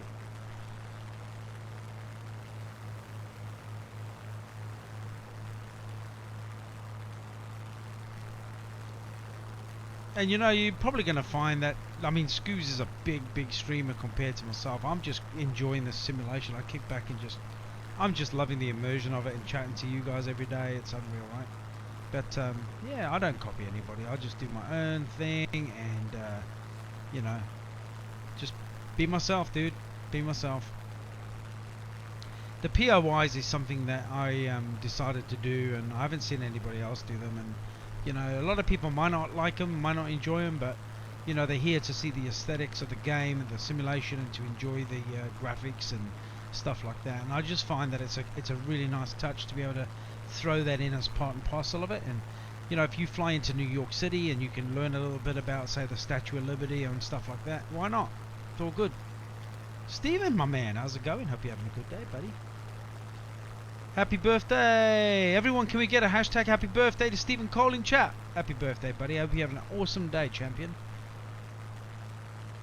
It's your birthday, dude, and you're watching the pig. Thank you, bro. Happy birthday, mate. Everyone give Stephen Cole a big happy birthday there.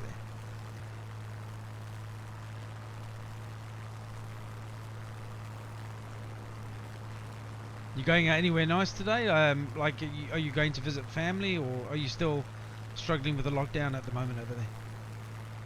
I don't understand like all the main restrictions. I mean, things evolve and change all the time, so.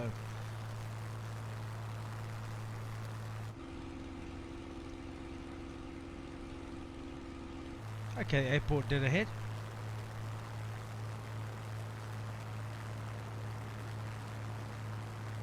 I like the fact that we can interact more.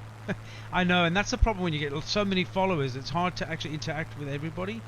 You'd really want to, and I'm sure that it's difficult to do that, but I try my best. Yeah, it's quality, not quantity, absolutely. Stephen Cole, dude, happy birthday to you, and you sending me stars? I should be sending you stars on your birthday. Dude, thank you very much. Hope you have a really cracking, kick-ass day, dude. Unreal. Let's go and get this beautiful bird down.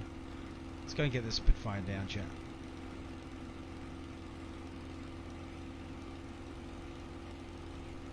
Let's open the canopy. Drop the door.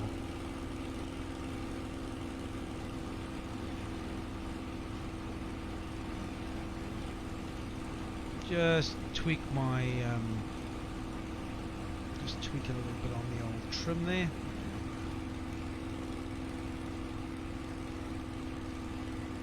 Dude, happy birthday to you, my man. Seriously, happy birthday. On a Saturday as well. It's a good day. It's a good day. I've got my throttle right back and the engine's wanting to conk out. So I'm about 10% throttle right now. Coming in nice and slow. Look at that. Look, he's even got the door down.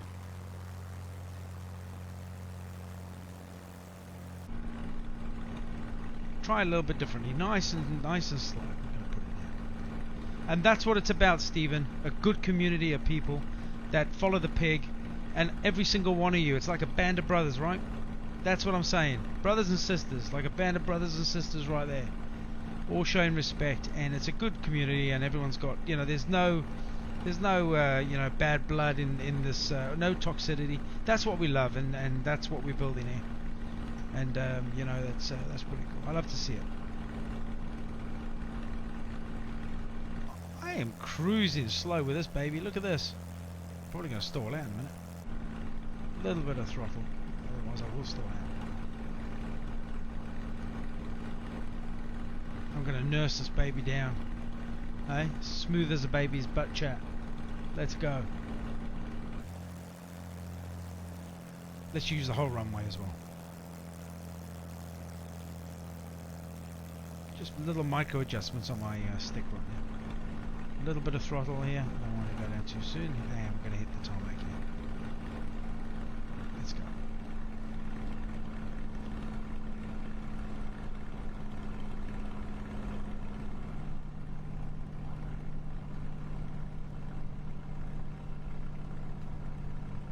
Cut the engines. See how it's wanting to... Look at that. It just... so gently, and it's wanting to flick over to the right. Look at that. Dude! It is so hard to actually land this baby.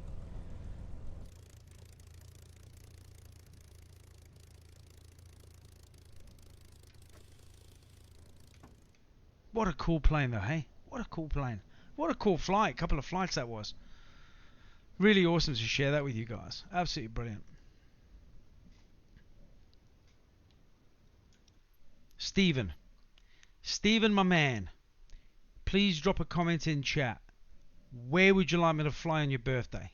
Put it in there, brother. Let's go. What would you want to check? Let's go and see it.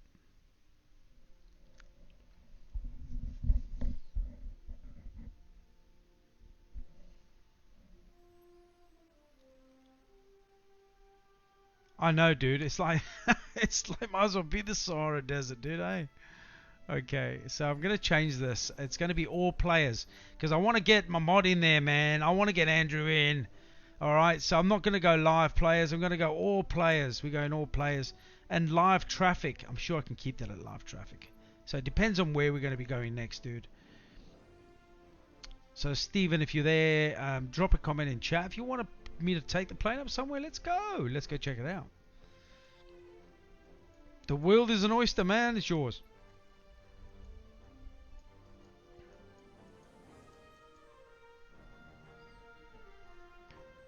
Give me 1 second while I get myself a nice Bacardi and Coke. It is Saturday, chat. Let's go and see Plymouth Argyle Stadium. We are going. Give me 1 second. Actually, let me tee it up, and then when it loads in, I'll go and get myself some alcohol. I'm going to have myself a nice little drink on Saturday night. How's that? Put me in the mood. Okay, we're not going to be doing the Spitfire, though, okay? I think we've Spitfired out tonight. We're going to do something a little bit different here. Okay. Let me go to Google Maps and find that location for you.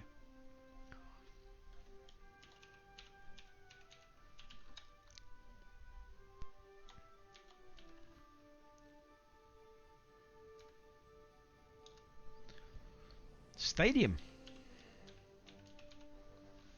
Okay. I think I found it.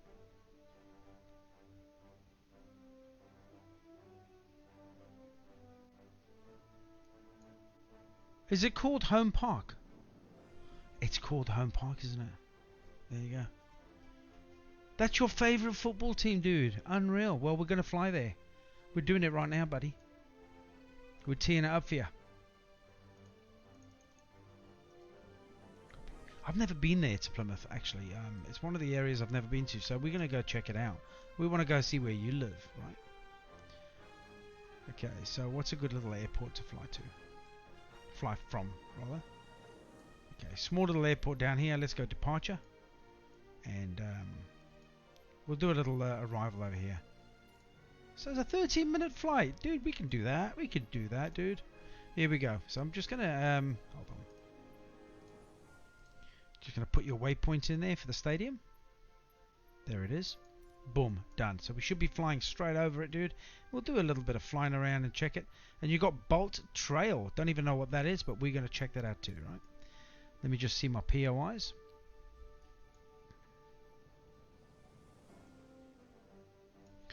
Okay. I think we're almost ready to go. So we changed that aircraft out, okay?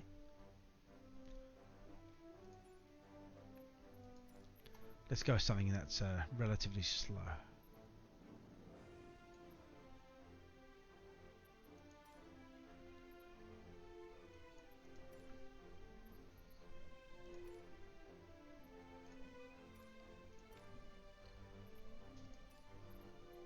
Shall I go pink for you, mate? No, I wouldn't do that to you, bud. We're not doing pink, right? Oh, you know what we're going to do? We'll bring out the beast. I love the beast. Let's bring the beast up.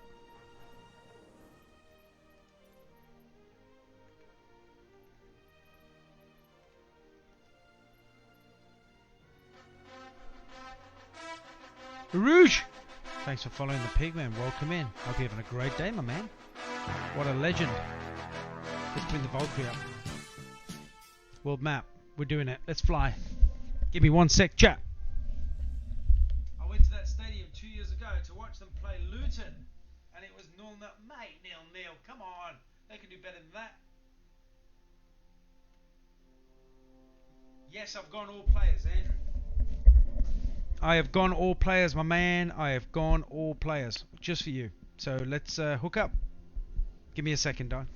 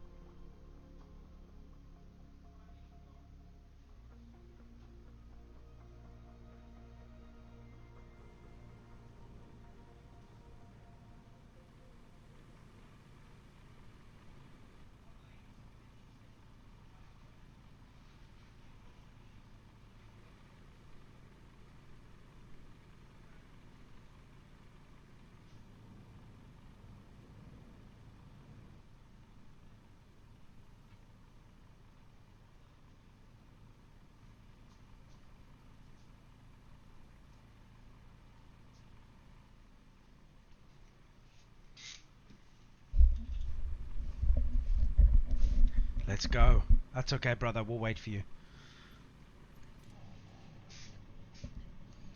Let me just get the radio tuned in. It may not have POIs on your stadium. That's something that I have to actually do before flights. It takes a while to actually load them in. Some of them are there already, so let's just hope and pray, right? Maybe it's got something in there. Okay.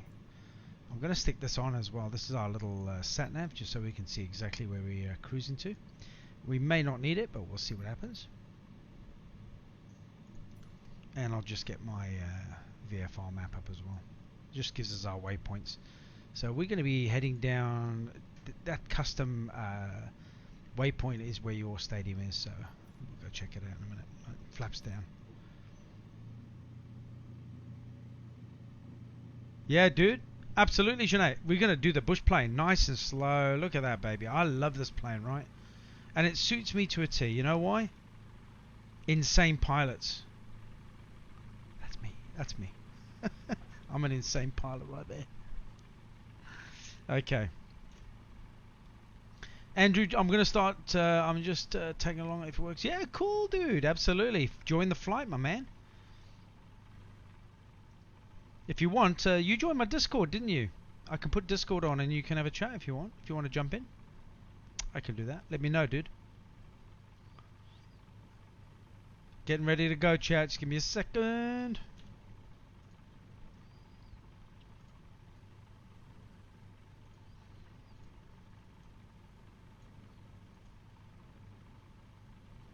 Getting ready to go.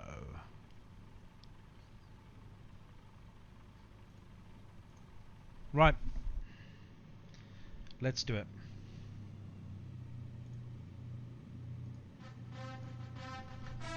Hey, Robert. Thanks for jumping in and following the pig, man. Hope you're having a good day.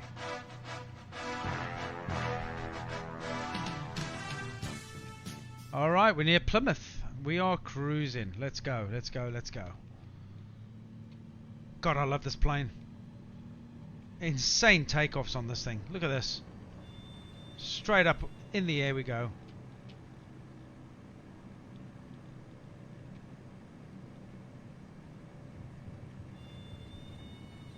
Oh my god, maybe not. Maybe not, chat!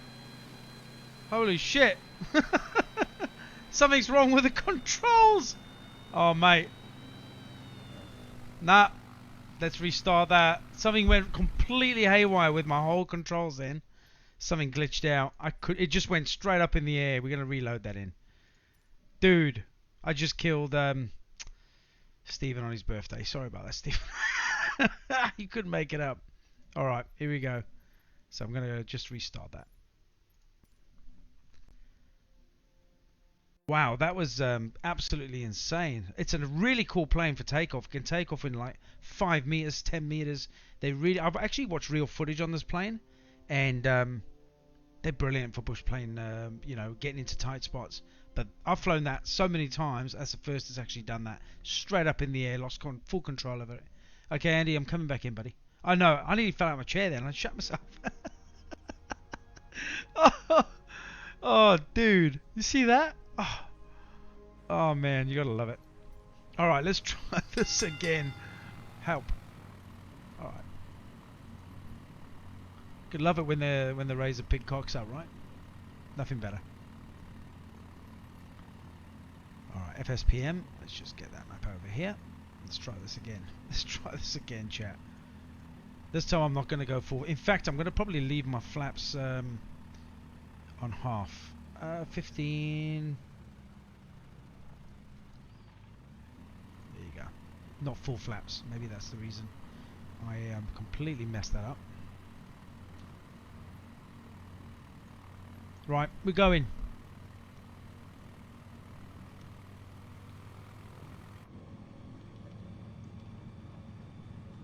See, look at that. It's doing it again. There you go. I wonder if that's a glitch. Okay, I think I've got it. I think I got it. Mate, what is going on with this aircraft tonight? It literally wants to just go straight up in the air, right? There you go. We're up, chat. I just literally had to trim the crap out of it then. But we're up.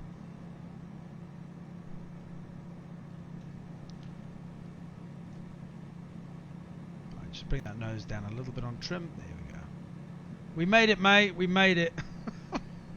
Holy hell, it's giving me a heart attack. It's easier in the Spitfire, right?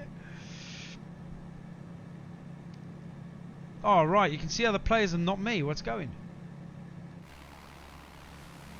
Yeah, I can see loads of other players here, dude. So we just taken off from St. Mirren airstrip.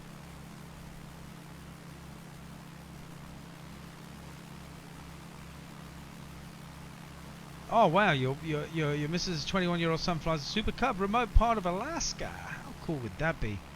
Hey, the scenery and all that stuff, man, it would be absolutely fantastic, right?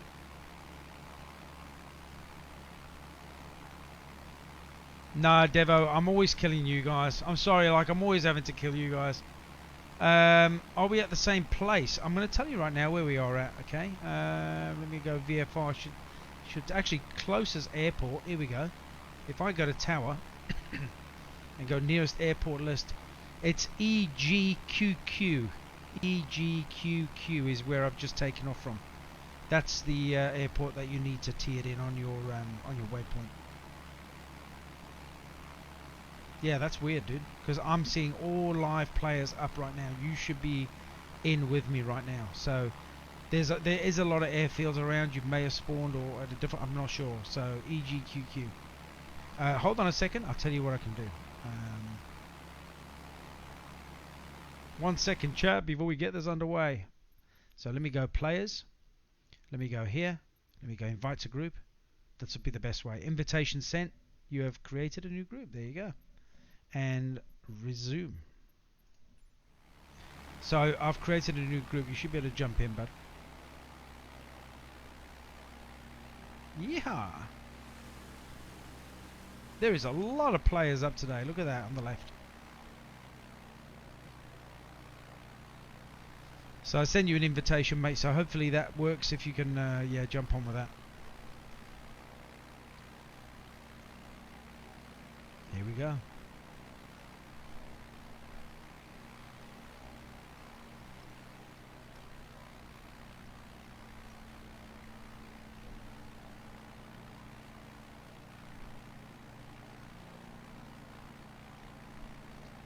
Did it work, Andrew?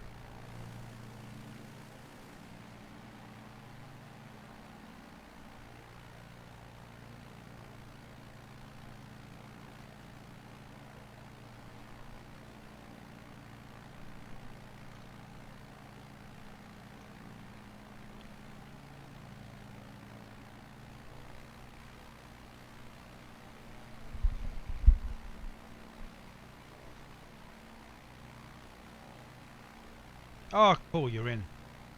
Happy days, brother.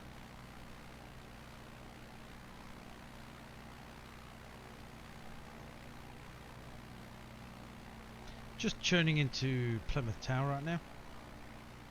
Scandinavian 70 off the line of runway 10. Yeah, nice one, buddy.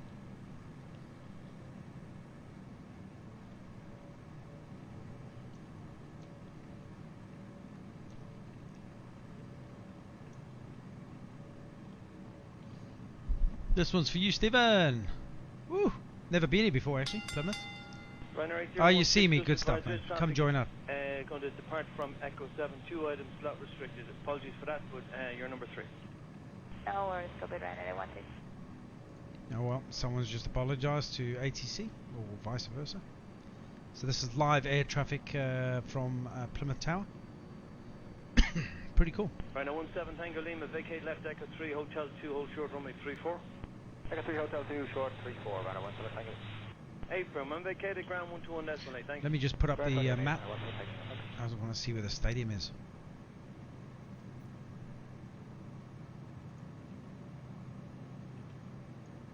Scandinavian 70 Alpha, surface wind 130 degrees 12 knots, runway 10, clear takeoff.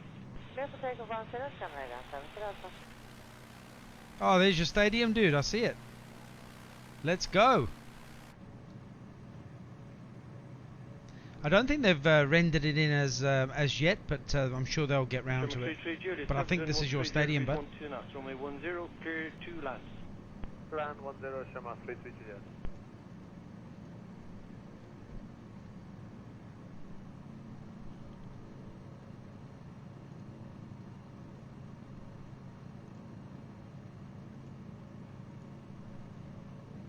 Yep, that's it. There's your stadium, dude. Santa 979, surface wind 120 degrees 11 knots, runway 10, clear takeoff.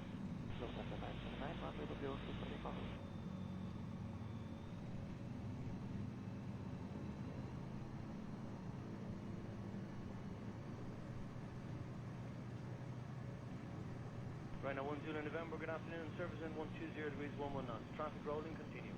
Continue 10 November. Yep, Stephen's with us. It is, yeah, we found it. Excuse me.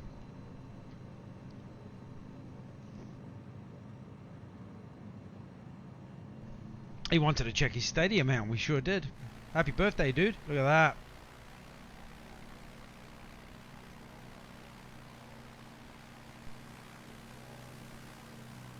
Ryanair 10 November, surface wind 120 degrees.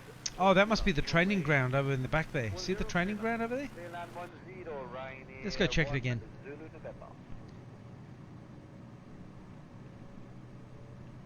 Hope you have a great birthday, brother. On your birthday, watching the pig, man. How good's that? You're a legend, man. You're a legend. Such a nice guy. So yeah, there, just on the back end, you can see there's another pitch. That must be their training facility over there. For your team. Target A, Ryanair 9er, Tango Kilos, Island 108 miles. Ryanair 9 Tango Kilo, good day, number 2, continue, surface winds is 120 degrees, 12 knots. Number 2, traffic to depart ahead, continue. Great stuff. 9er, Tango Kilo. Alright, let's go and fly over Plymouth and go do our landing and check it. Check out the next one. November, vacate left, Echo 3, Hotel 2, hold short, runway 34. Echo 3, Hotel 2, short, 34, Ryanair 1.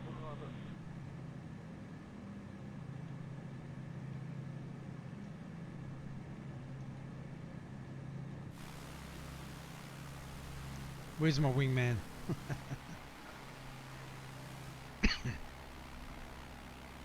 There he is. I see you, mate.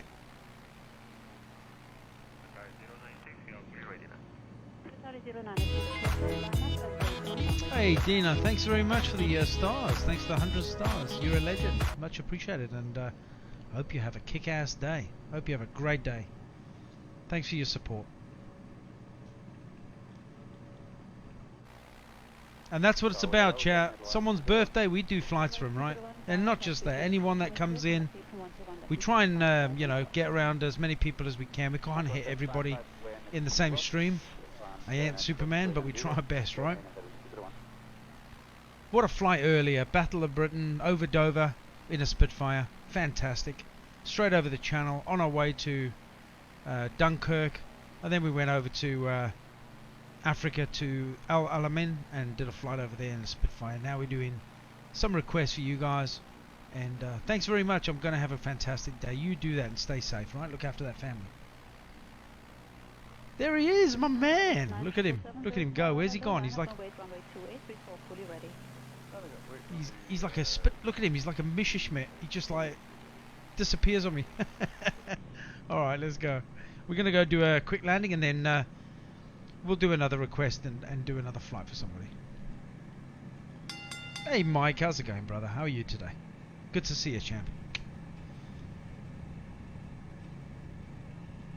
What a beautiful day in Plymouth, right? Stephen Cole sending in 1,200 stars, my man. It's your birthday and you're sending me stars. Man, what's going on? Thank you very much, dude. You're a legend. Absolute ledge. Alright, let's go and crack this down. Andrew, you left the group?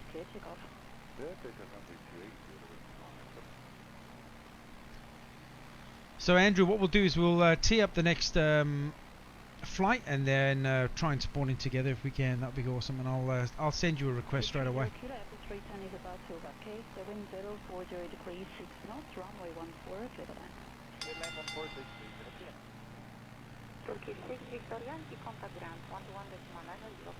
Hey Ross. Ross goes in the house. How's it going, my man? Morning to you, buddy. I think I'm just going to land in this field down here. I'm feeling like a field landing. Actually, just over there to the right. Let's do it.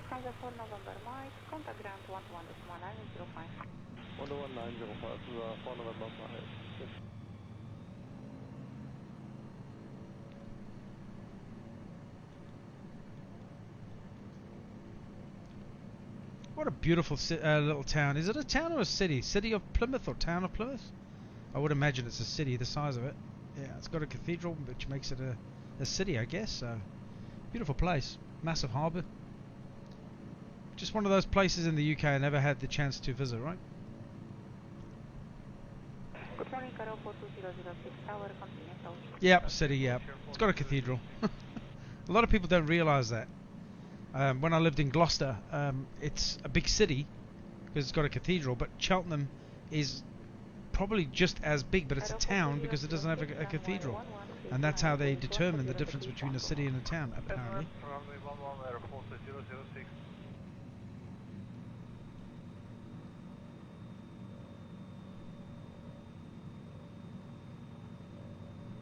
So Stephen, your football team, what division are they in?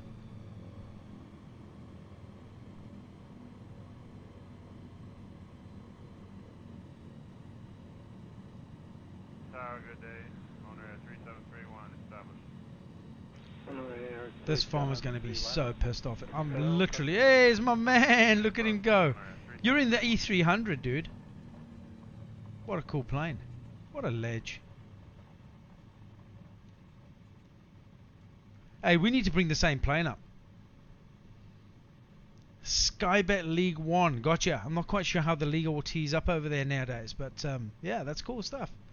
So Andrew, what we'll do is, have you got the 330 bush plane? We'll take that up. It's pretty quick. It's the one that Red Bull Racing uses, and we'll do a flight together, dude. At least then with the same speed, we can chase each other and mess about, and do a flight for somebody as well. Anybody else want to chuck a comment in chat as to where you want to check us to fly next? We're doing recommendations, so let's do it. Let's go. Let's go.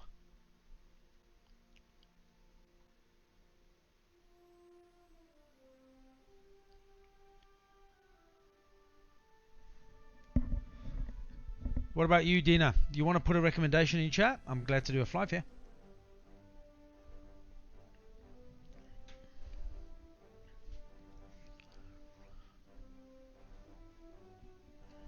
Yeah, no worries, dude. We'll tee that up again. I'll give you the coordinates now.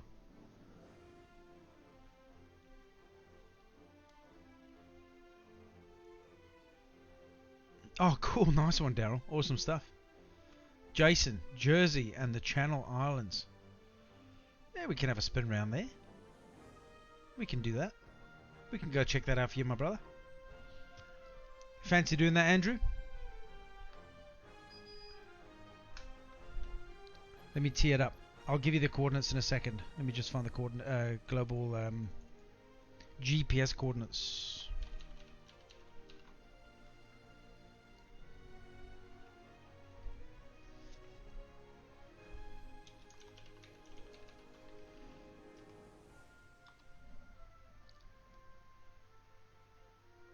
Yeah, sure, no worries, Dina. Thanks very much. We're gonna go Jersey. We'll go and fly around the island of Jersey. That's going to be interesting.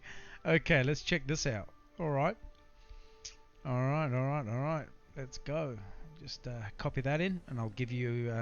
I'll set up what airport we're going to land and take off, and I'll give you that. And then once I'm in, I'll send you a link as well, buddy. My mod's flying with me. Yeah, I love it when my mod flies with me. He's a legend. Okay, let's go. World map.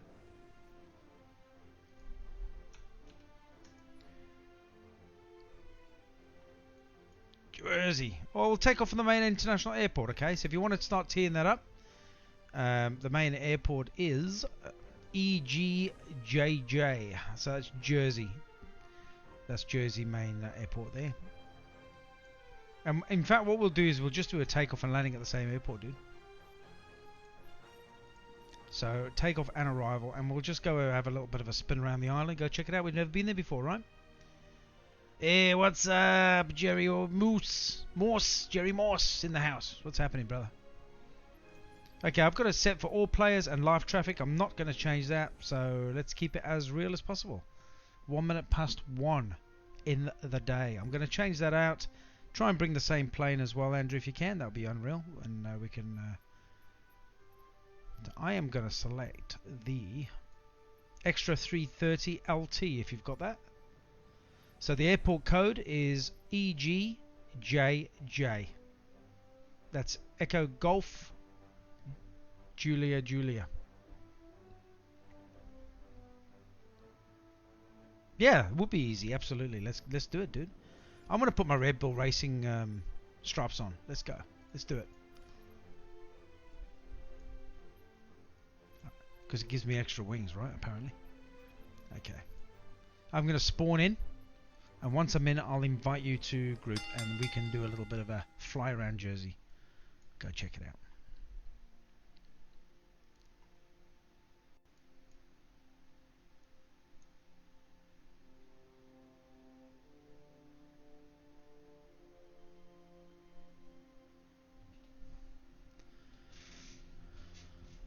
Well, I didn't realise that. Just off Plymouth, on the east coast of Plymouth, near Salcombe, there's a beach, and it was used for the exercise preparation and training of the landing D-Day landings. How good's that?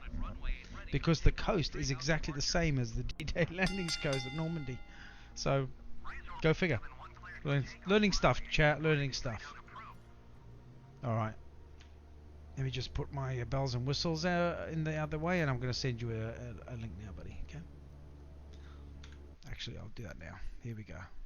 Okay, so you're Jersey, Jerise, you're not Jerry, on at the minute. officially the bailiwick of Jersey, is a British Crown dependency near the coast of Normandy, France.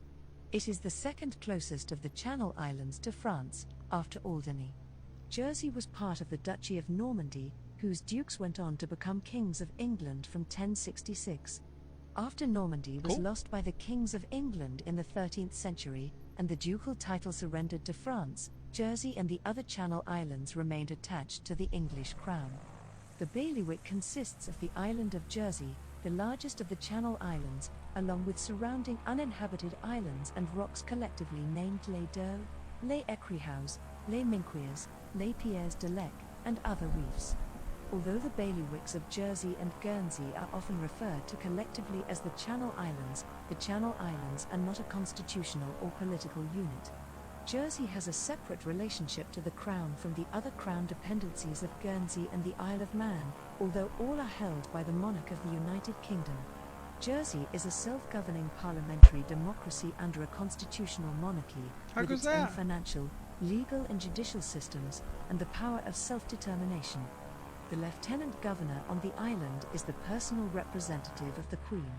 Jersey is not part of the United Kingdom, and has an international identity separate from that of the UK, but the UK is constitutionally responsible for the defence of Jersey. The definition of United Kingdom in the British Nationality Act 1981 is interpreted as including the UK and the islands together. The European Commission confirmed in a written reply to the European Parliament in 2003 that Jersey was within the Union as a European territory for whose external relationships the UK is responsible.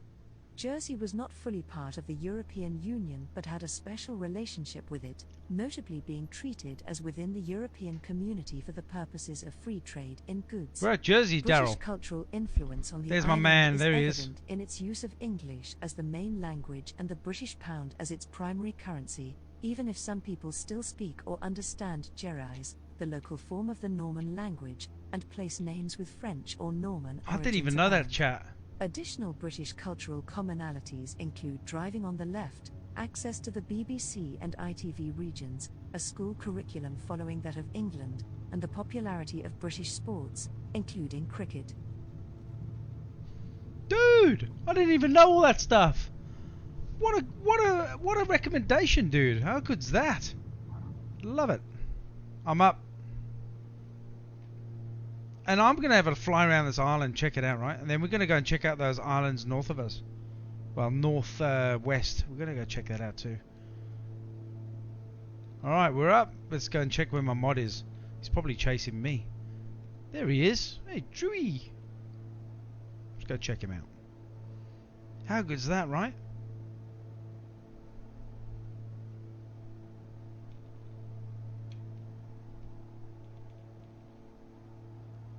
He's flying below me, look at that. Alright.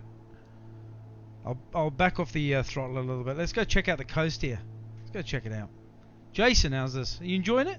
Beautiful place to live. It was occupied by the Germans between 1940 and 1945. Go figure, right? Look how close it is to France though, right? And we actually flew here the other day to Cherbourg as part of a POI flight I did the Normandy coast. So we started off at all the landing points from Sword Beach all the way down to Utah and Omaha, and it gave us a bit of a talk background on what happened on those beaches and how it all went about, and that was an awesome flight. So we were actually very close to Jersey, and I didn't even realize. Yeah, that's cool.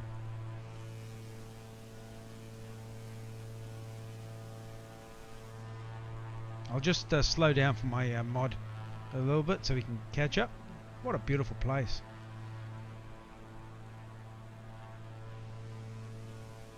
Wow, look at the rock formation down there as well.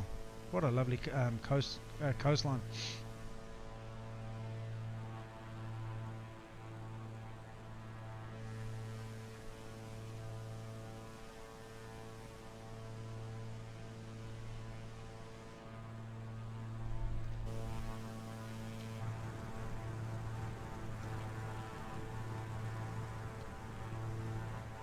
Oh, no worries, I'm glad you're enjoying it. It's interesting for me too. I'm evolving and learning just You know, just each night it's it's getting better and better and better. I'm just loving doing what I'm doing right now.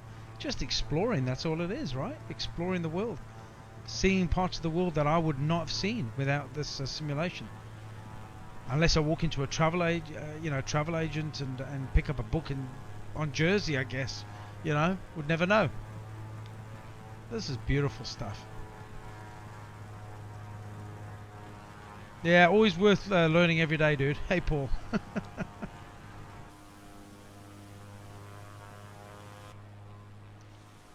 Here's my mate coming up.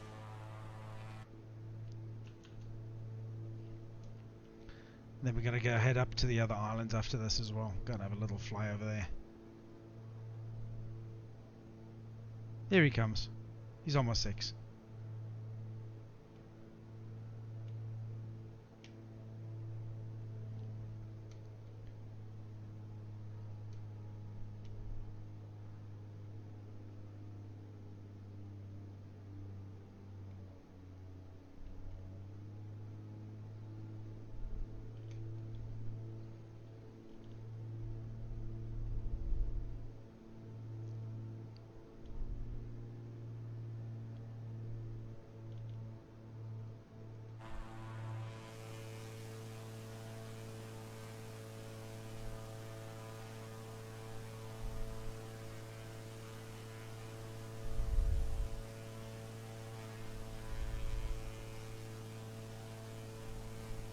Yeah, I see you down low. Awesome stuff, mate.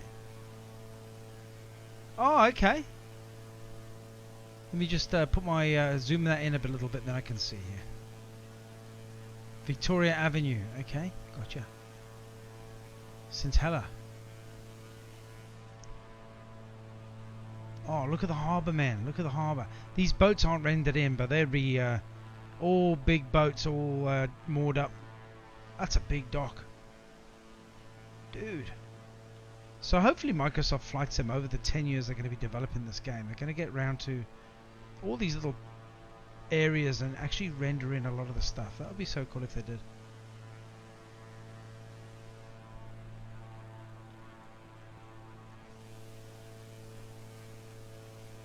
Drusy! He's behind me.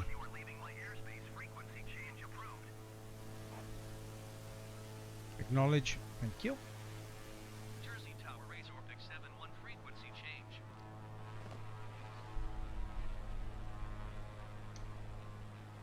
What a beautiful island, dude. What a beautiful island, right? Yeah, jump in the lobby, dude. No worries. Hey, buddy. How you going? Welcome in. Hey, man. Welcome in, dude. Everyone, Andrew's on comms right now. I ended up in a bush plane because I sort of panicked because this PC takes so long to load up. Right, gotcha. I saw the bush plane and I thought, well, that'll do. Yeah, that'll do, dude. Oh, well, it's good to have you on comms, dude, and everyone can hear you, so happy days. It's always good to fly around and enjoy your company, and yeah, that's what it's about. It's all about engaging with not just you being a moderator, but engaging with the community as well. That's what I want to actually do, is be able to create, my Discord channel that we can have people that decide to purchase this to be able to jump in and have a crack and have a chat on Discord as well. So it's yeah, be cool. Exactly. See, the beauty of Discord is you don't have the lag. Because as I'm talking to you now, I can see you on the screen, and it's all one for one. Fantastic, isn't it? Through Facebook, it can be a 30-second lag. And we're all evolving and learning as we go, right? That's right. That's right. So I'm just going to follow you around here for a little bit. Yeah, no worries, dude. I'm going to probably head around the top end of this island, and then we'll cross over to the other islands further north, and we'll go and do a landing up there. I think there's a runway. We'll go work it out, dude. We'll make one. We'll make it, dude. We'll make it happen. Yeah, I'm just cutting corners to keep up. Yeah, That's no right. worries. I'm actually only half throttle at the minute. This thing's a beast. You can see why they use it for racing, right? Exactly. I was in that one just before. It was too fast. Yeah, that's fantastic. It's good stuff. But Good for stunts. Exactly. I just had to turn my graphics down. That's the only way I could get this going. So Paul's busy asking right now. This is a good opportunity for you guys to get to know not just me, but also Andrew as a moderator. He does a fantastic job, not just for me, but he also does a fantastic job for Scoobs as well, who's a really big flight sim streamer. And you know, so ask away any questions. They want to know where you're from. You've got a very strong accent. Love the Aussies, man. Love the Aussies. You gotta love them. Exactly. Yeah, over in Perth in WA is where I'm based. Yep, Perth. Gotcha. Some call it WA stands for wait a while. It's very true at the moment. Yeah, that's it. There is. Yeah, no, that's where I am. I can't actually see chat at the moment. So. Yeah, no worries. No, it's all good. So if any questions come in, I'll read them out. Jason, yeah, so there's a small runway to the island of Albany, the most northern of the Channel Islands. We're going to go land there then. That sounds like a safe bet, Jason. What do you reckon? So this is the first time I've actually had somebody on comms with me. I think I've once before when I had someone come in just to help me fly the Airbus 330, but not actually fly with me at the same time. So this is like a first time. This is a milestone, right? How good is this? That's pretty cool to have someone on board. And yeah, hopefully it's not going to be the last. It'll be one of many. That's good. The first time I saw this was when Scoobs and Mariner did it, and that was awesome. Yeah, That awesome was a good stuff. flight. But, it's good views. You've got better graphics than me. Say again? I'm just saying basically, you got far better graphics than I have. Oh, I'm running a really good PC, liquid cooled, with all the RTX 2070. So you know, I mean, it's got to be able to have a bit of grunt, because I'm running quite a lot of different systems on it at the moment. So I've got 3 monitors running through it. I've got OBS running through it. I've got all the other little mods that run with Flight Sim running through it as well. Things like push talk radio. So it's pretty, you know, it takes a lot of, it takes a lot. But yeah, it does a good job so far. Yeah. Right. Well, this little thing of mine you can put in your pocket, so it actually does pretty well. Oh, that's cool. To be honest, but it's frustrating though. You know, you can spend an hour just loading up. Yeah.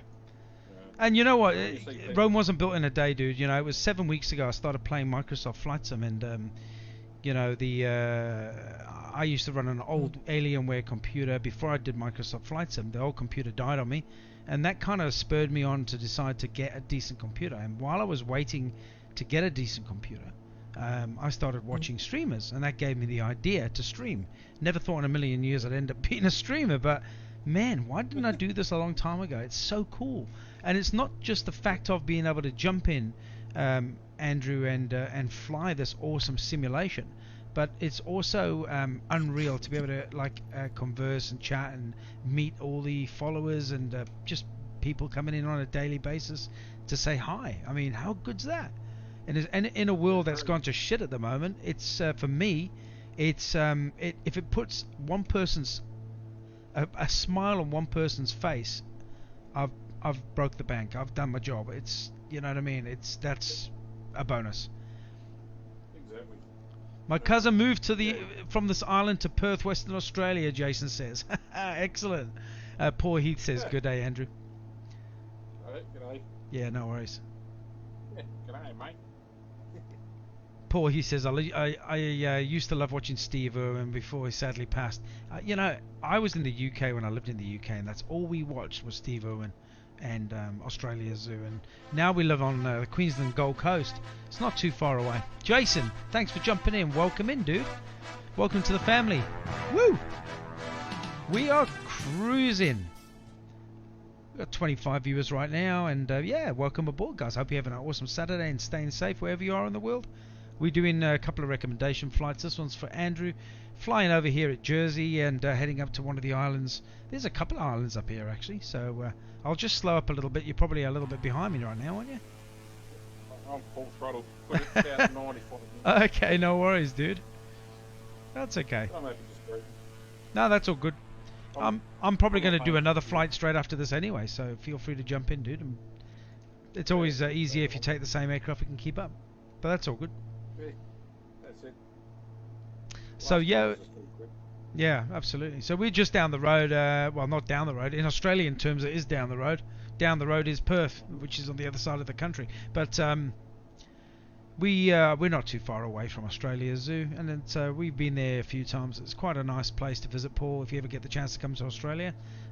You know, it's about, from where we live on the Gold Coast, I'd say about a 3-hour trip, around about 3 hours, which isn't far. Nothing in Australia. 3 hours. Yeah, it's nothing. You go to the shops for 3 hours for a bottle of milk. Everything's so far away. And that's what blows your mind. You know, you come over to Australia from the UK, and you know, you don't actually realise how big Australia actually is. It's a monster of a country. I think when I first arrived here, I was a bit naive, and I thought, hey, I wonder how long it would take me to drive to Perth from the Gold Coast. So the one guy looked at me at work, and he goes, "Nah, you can't do that. You can't do that." And that was in a Hyundai Getz, and he goes, "Nah, you'll never make it. You'll be dead." Yeah, I mean, you can do it, but you got to have the full inland capability of extra fuel and tents and 4x4s and everything else. That's right. I mean, you can do it, but it's about 4 days. Yeah, it does. With not much rest. The other islands are Guernsey, Stark, Brithu, if I've said it right, Jetu, and Alderney. Unreal, dude. I'm going to put my map back up. So I'm learning new stuff as we fly all the time. I mean, I'm checking out Guernsey and all that, and we're coming up to Sark right now. This little island in front of us. We'll go check this out. And then, yeah, I've got a POI just about to kick in, so we'll listen to that. So these are all POIs that have been selected by the app. These aren't ones that I've created. So let's check what it says.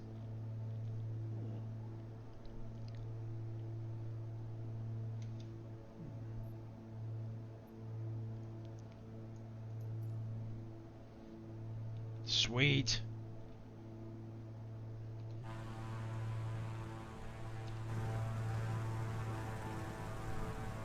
Sark is a part of the Channel Islands in the southwestern English Channel, off the coast of Normandy, France.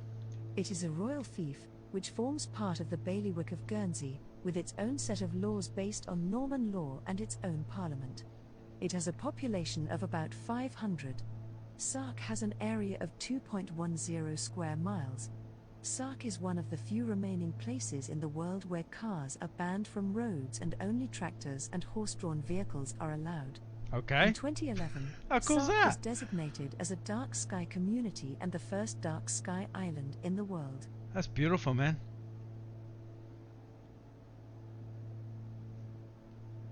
Good if you like tractors. How good's that, mate? I actually didn't get to hear Did you it. hear? You didn't hear? Okay, no worries. Yeah, no worries. So basically, cars are not allowed. They can only use tractors on the island. That's it. All right. Yeah. Cool. No cars at all, dude. Absolutely. 500 population. That's it. That's fascinating, man. I didn't even know these places existed, man. Mind you, Hamilton Island was only used to be golf carts. That's right. That's just down the road from us. Yeah. What a great flight, Jason. Dude, you're a legend, mate. Thank you very much for this. I love exploring the world with you guys.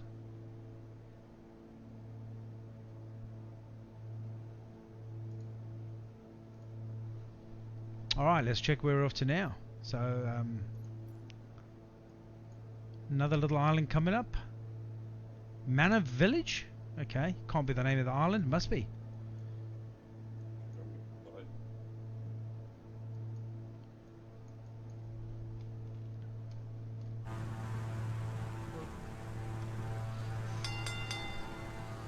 Scoobs is in the house. How's it going, my brother?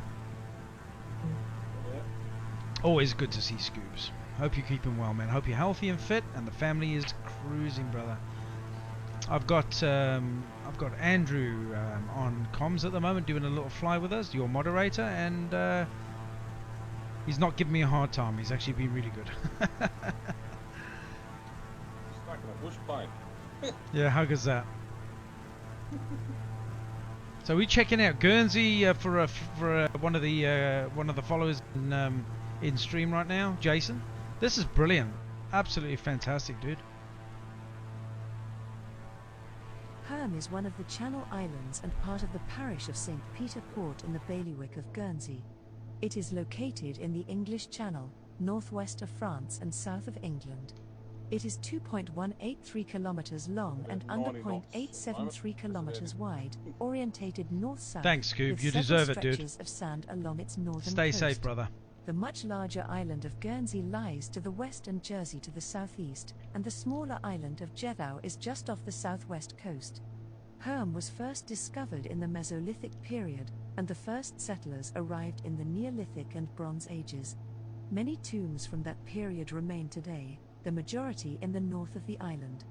The island was annexed to the Duchy of Normandy in 933, but returned to the English crown with the division of Normandy in 1204.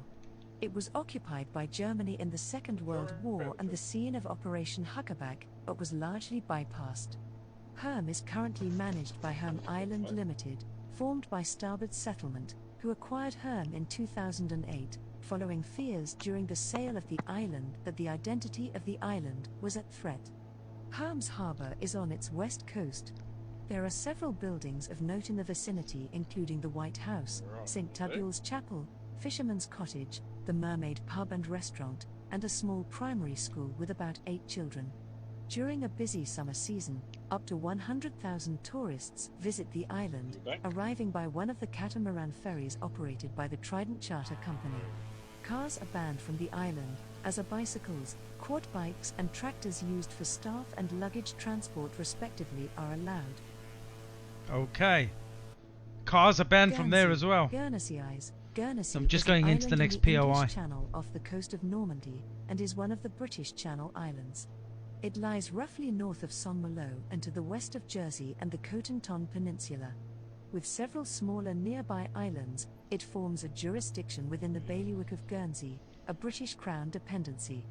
The jurisdiction is made up of 10 parishes on the island of Guernsey, 3 other inhabited islands, and many small islets and rocks. Around 6000 BC, rising seas created the English Channel and separated the Norman promontories that became the bailiwicks of Guernsey and Jersey from continental Europe. Neolithic farmers then settled on its coast and built the dolmens and menas found in the islands today, providing evidence of human presence dating back to around 5000 BC. Evidence of Roman settlements on the island, and the discovery of amphorae from the Herculaneum area and Spain, show evidence of an intricate trading network with regional and long-distance trade. Buildings found in La Pladerie, St. Peter Port dating from 100 to 400 AD appear to be warehouses. The earliest evidence of shipping was the discovery of a wreck of a ship in St. Peter Port Harbour, which has been named Asterix. It is thought to be a 3rd century Roman cargo vessel and was probably at anchor or grounded when a fire broke out. Travelling from the Kingdom of Gwent, St. Sampson, later the Abbot of Dol in Brittany, is credited with the introduction of Christianity to Guernsey. Cool stuff, chat. That was another POI just finished. How you going down back there? You all good? I've got you now. I lost you there for a while. Yeah, no, I saw you. I kept an eye on you. Yeah, you're just off. I'm just off. You're from my right side. I'm just over this main island over here. Just head straight to my name tag, and there's an airport here. We'll land it. I'm completely visual. There's no nothing special going on here. Yeah, no worries, dude. Jason, how cool is this, dude? Absolutely brilliant. Hope you like the POIs. At least it gave us a little bit of insight to these islands, right? No cars, bikes. You can ride bikes and tractors.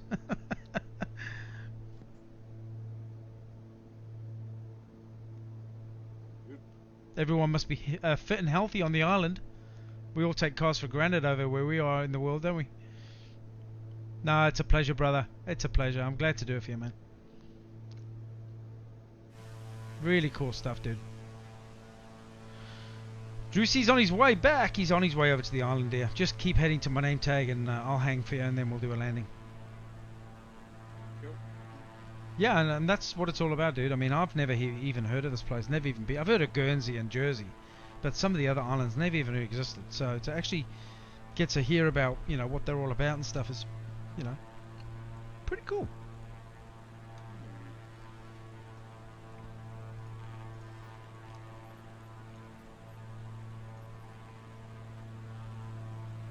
have a slight headwind on you. Yeah. This little thing keeps blowing to the right. Yeah. Yeah. As I'm 31, please to land runway 11, wind 130 degrees. I'm just tuning into Guernsey at the minute.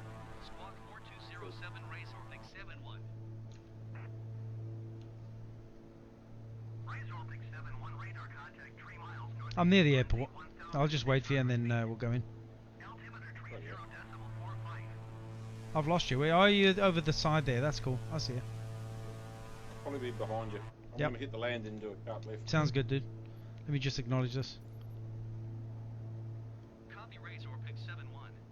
Yeah, there's cars on the bigger islands. I gathered that. Yeah, but cool, dude. How good was that? Alright, let me just tune into tower.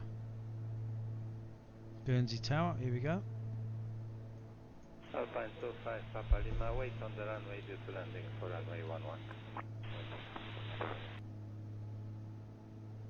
Right, we're going to go do a landing. And then we'll go and do another flight. What do you fancy doing, Andrew? Do you want to do something like Egypt? Maybe go check the pyramids, or something else? Maybe do another recommendation for the guys in chat? Whatever goes. Okay.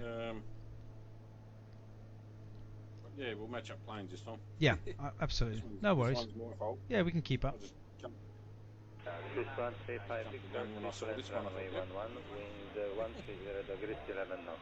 Yeah, I'm just coming down for landing now. Clear to land for 137. Hey, Daryl, what's happening, dude? So I'm just going to just scoot around. This thing does not like to land at speed, so I just want to bring the speed down on this quite nicely with a nice touchdown. Are you going straight in? No, I'm just doing a loop and then I'm going to go straight in. Right, yeah. If you've got line of sight, just go for it, dude. In you go.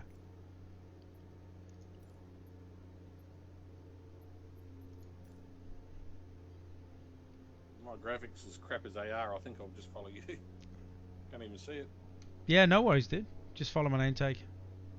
So I've got everything juiced up on epic settings, Oh, hang on, I see you. so it just makes it a little bit more immersive. That's it. We're in.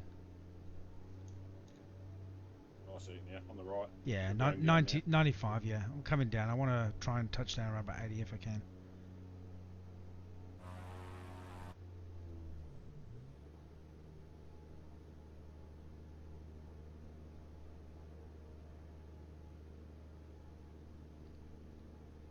Not far behind you.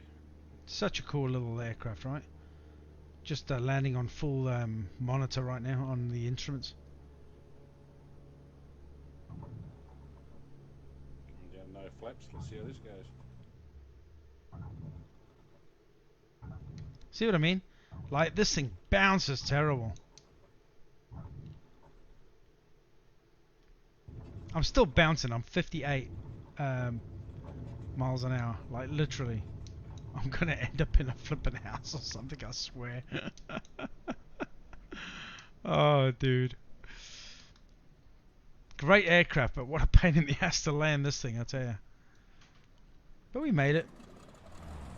Not as bad as a Spitfire, though, right? My God, the Spitfire's a tough one to land.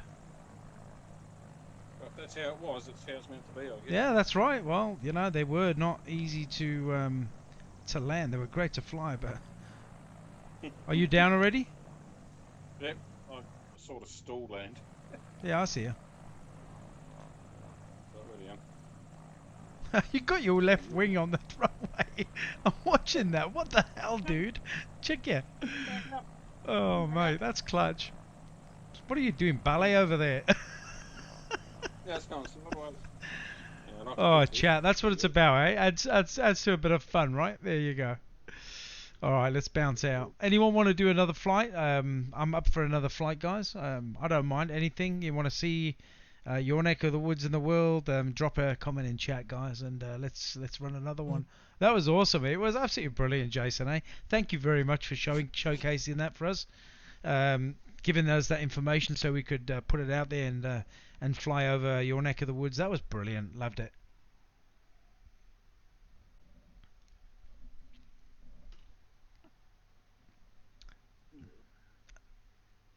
Change the world, Asair. Thank you very much, brother. Have a good day, bud.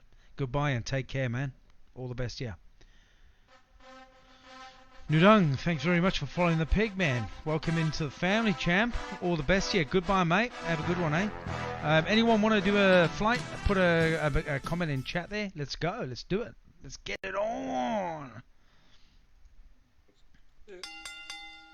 31 viewers, 26 non-followers. Guys, hit that follow button. Hit the like and the share and get it on. Come on. Good morning from Pennsylvania. Hunter, what's happening? Shall we go do a flight in Pennsylvania, chat? Let's go. We can do that. Let's go and do a flight in Pennsylvania. As soon as someone drops a little name in chat, we're doing it, right? So let's go Pennsylvania. We're going to fly over that mother. Say again, bud. Just hit me with the codes when you're ready. Yep, done. I will do. Pennsylvania, US of A. We're going to go. We're going to go. I might go with one of my favourite. They are 9:30, is it? Yep, that's it. Whereabouts in Pennsylvania? Are you at Pittsburgh? I mean, whereabouts do you want us to drop over? Are you at Philly? Philly's just on the border there. Looks like right on the border of Pennsylvania. Very close to the border anyway. Hunter, drop it in, dude. Where do you want us to go? Whereabouts in Pennsylvania? Paul Heath, the Whitewater Lakes, Canada. White bears, dude. Dude, don't mention bears. I'll get on Red Dead Redemption and go shooting bears again. Oh man, that was funny. I love running different content, right? You got it. It's good. It just gives you a break as well. I love this simulation, but sometimes it's nice to have a little bit of a head break from it.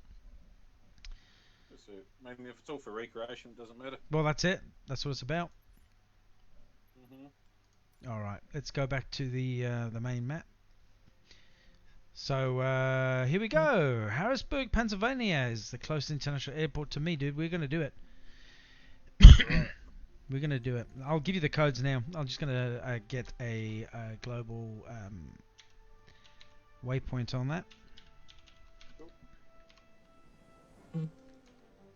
Harrisburg, PA, USA. We're there. We're there. Hey, it's a pretty cool place. Got an awesome waterway. This is going to be a cool little fly, actually. Can you say the codes yet? Or? Yep. I'm going to be giving you the codes in a second. I'm just dropping them in. Yep, I'm going to drop it in now. Alright, closest airport is... Capital City, Harrisburg International. We can do Harrisburg International. Harrisburg, Pennsylvania is the closest international airport to you. Yep, we're going to go Harrisburg International. Code is KMDT. Let's do it. That's KMDT. Yep. And there's a couple of POIs here that I want to check out too. So that's going to be pretty cool. Let me just see what plane I'm going to take up first. Actually, I'll just set... there's a nice little run strip up here I wouldn't mind checking out. It's called Millard. I'll just follow you. No worries. Actually, we can go Philadelphia. Arrival. To Philadelphia? That's 32 minute. Have you got the 330? Have you got the plane that I had up a minute ago? The Daya TBM 930, yes.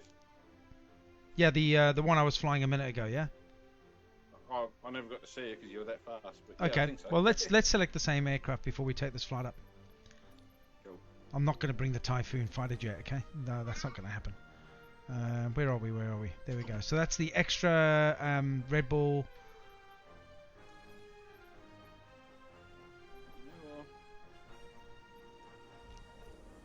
Right, hold on. Maybe go for something a little bit slower. Alright. Should we take the bush plane? Oh no, it's going to be a half an hour. If we want to go to Philly, it's going to have to be that plane. Half an hour flight's pretty cool. We can do that. Half an hour flight. That's not too bad. Yep. Yeah. So the 330, is it the 330 LT? We'll take that up. and then you can keep up with me for speed as well. True. Okay, we're gonna do it. We're gonna do it. Alright. I'm easy, maybe Monday, dude. Yeah, no worries, Paul. Hey. The arrival airport. Okay, arrival airport is KPHL. KPHL. Correct, sir. Okay. I'm running slower than the computer. Here we go. That's all good. Philadelphia. Just setting some waypoints, dude. Some Cool. Yep. Just building my flight plan, and then we are going.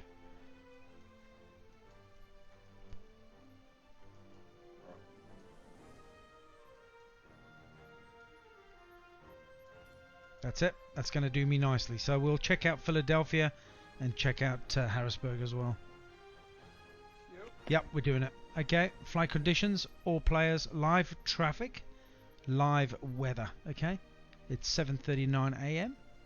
and I'm going to start going in now. Okay. Yep.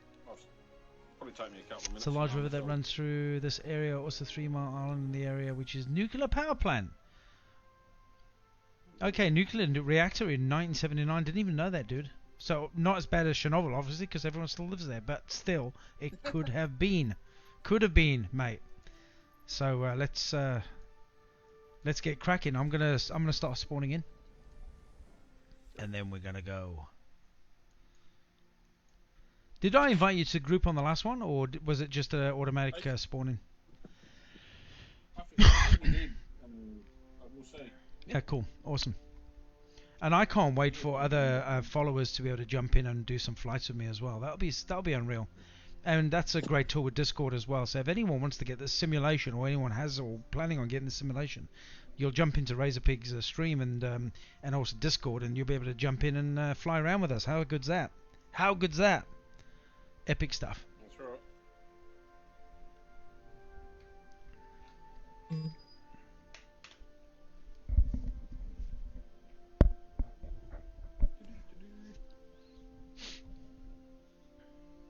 Looking at some prices on some video cards today. Just Oh on yeah. eBay. And That's if you can get them. And my mate in the States is struggling to get his video card.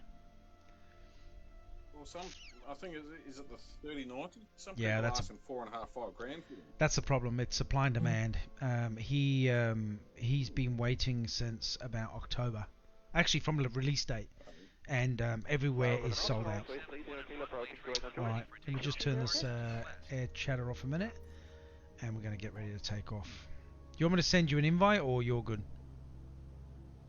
Send it anyway, just in case. Yep, give me a second.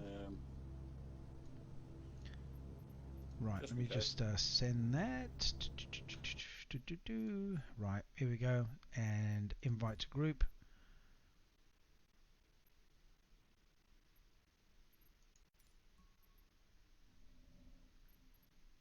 You're still loading in, I think. So just waiting for you to load in. If you want, Yep, no worries, dude. just take off and Yeah. circle. Yep, I'll catch you. invitation has been sent. Lovely stuff. Alright, let me just get my FSPM map up before we take off. So then we can see exactly where we are. Middleton, okay. And I don't need the other map. I can use my... oh, stalled it. Right, let's just crack that back on again. Here we go. Let's go. Let's get going.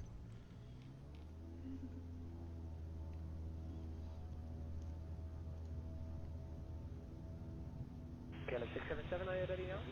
Something's happening. KLM 677, we are ready. Roger.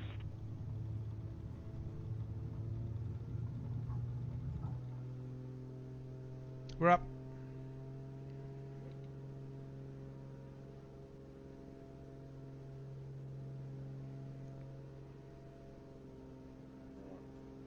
Just sorting my trim out.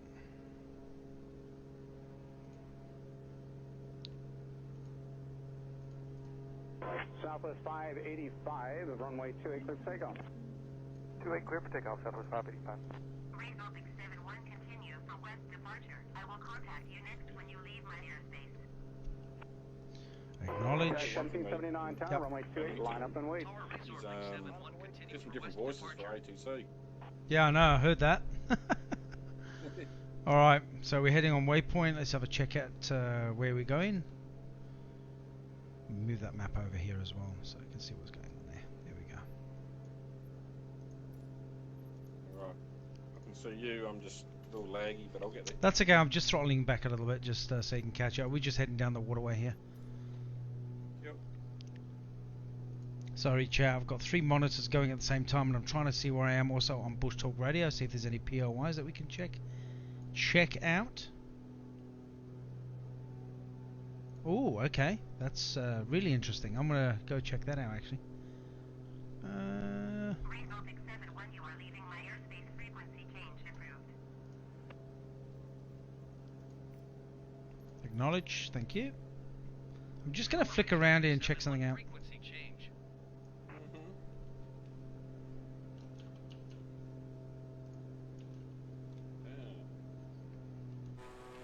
Beautiful, beautiful river, right?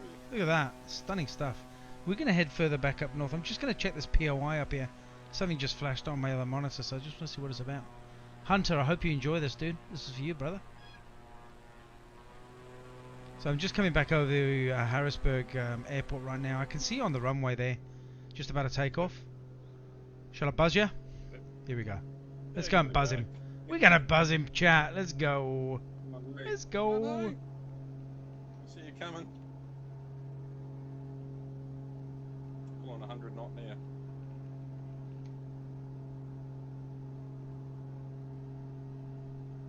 Oh, missed you.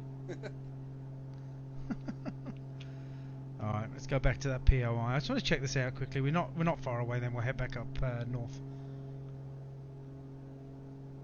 Cool little airport actually. Hey, nice. So I just want to see what this 3 Mile Island accident is all about, which is a set POI in game, and I've got my Bush Talk Radio tuned in to read what game POIs come in and also what created POIs come in. So we'll go and see it. It's only a mile away, nautical mile. 31 viewers. I hope you have an awesome Saturday, guys. Welcome into the Peak stream. Thanks very much for being on board. You guys are epic and legends, man. Woo! 27 non-followers. What's going on? Hit that follow button. Hit the like and the share and all that juicy stuff. Let's go. So this is the nuclear power station. Gotcha.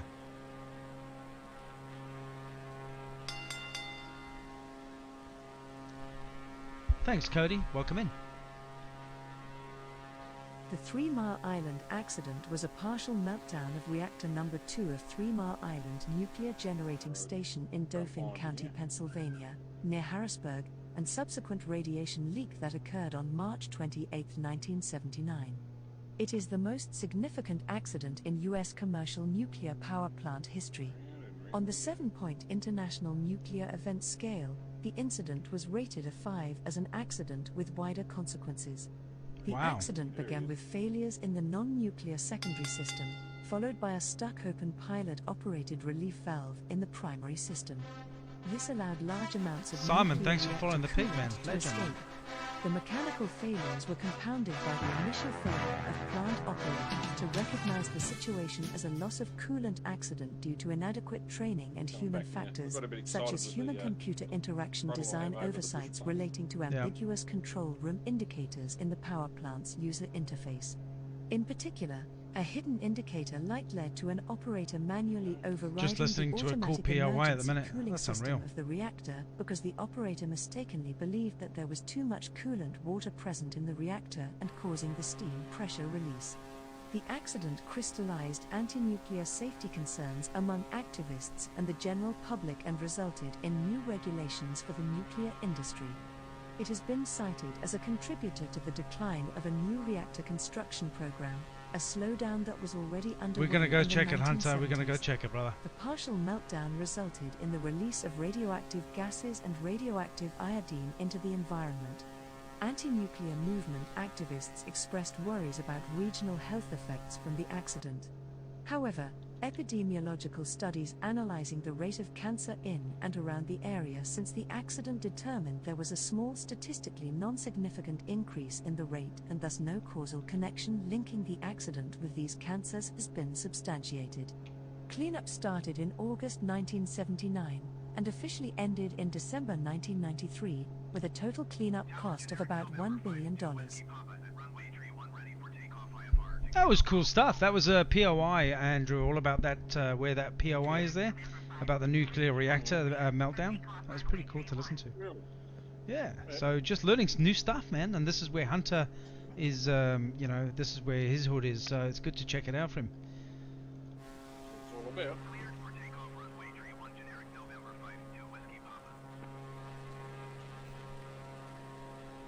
Okay, we got a live aircraft, N52WP, just clear for takeoff, so that's interesting. Okay, there he is down there, I see him.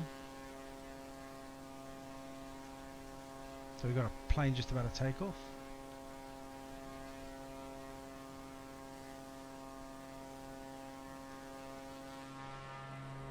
Alright, let's move on. How you doing back there? Yep, I'm probably at your 5 o'clock at 2. Sounds good. I'm not gonna go full throttle. I'll be about 75%. So we're gonna keep maintaining this course. I'm on waypoint right now, so we're gonna do a POI. Let me just have a look here. Actually, there's a POI just ahead of us up here, and then we're gonna kind of come almost straight back around. Let me just see here.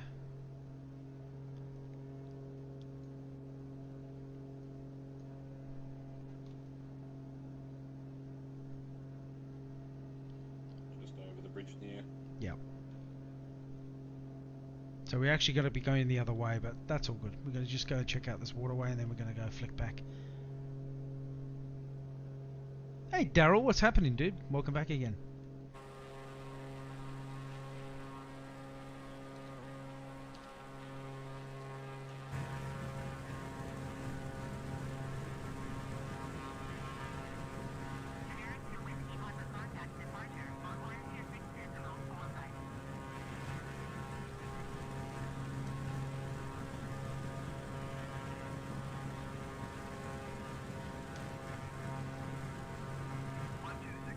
A lot of industry here, dude.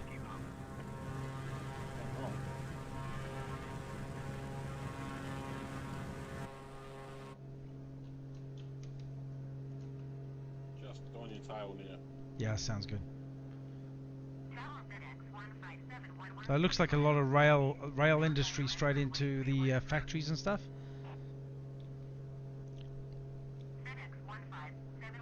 Even on basic graphics, I can see that. Yeah, that's pretty cool. Alright, I'm actually going to turn that VFR because I can follow it on my cockpit panel. And we're going to flick around and just follow straight through.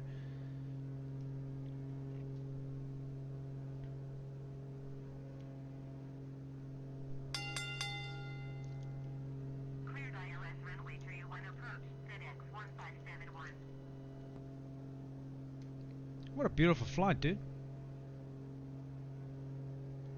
Here's that plane that's just taken off to my 1 o'clock.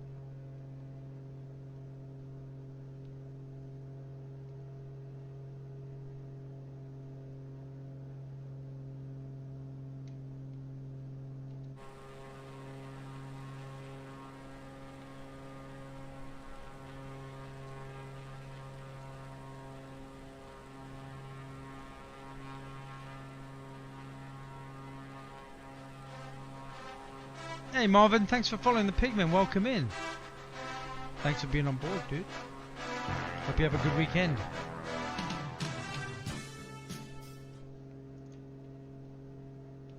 Andrew, how do you cope with the internet? How do you find it? Are you with Telstra?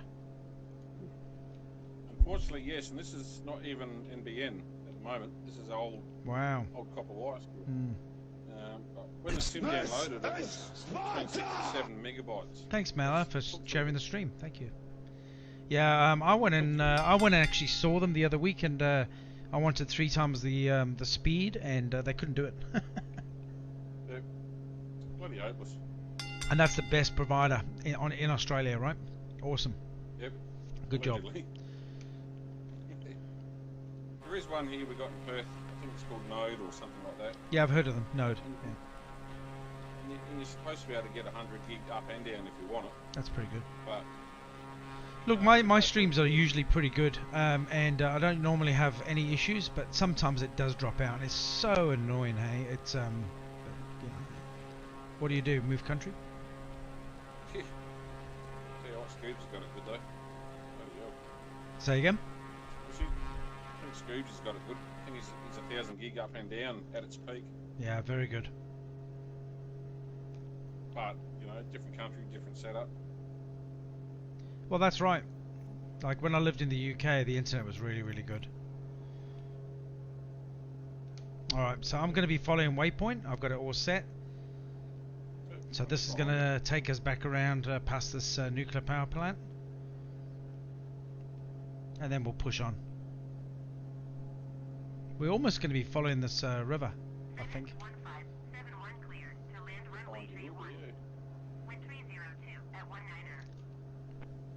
There's a bit of air traffic around. Hey Damien, thanks for the 50 stars, my man. What a legend. Thank you very much for the support, brother.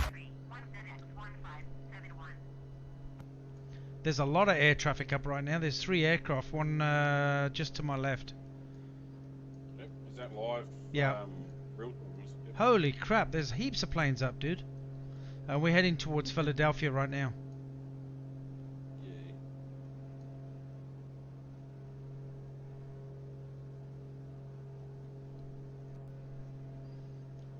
What's your airspeed at the moment? 153. I'll drop it down. No, you can carry on. I can go faster. I'm on 140. Yeah, I'll drop it down to 130. Right. You maintain. Frankie in the house. Hey, thanks for following the Pigmen. What a legend. Welcome in, dude.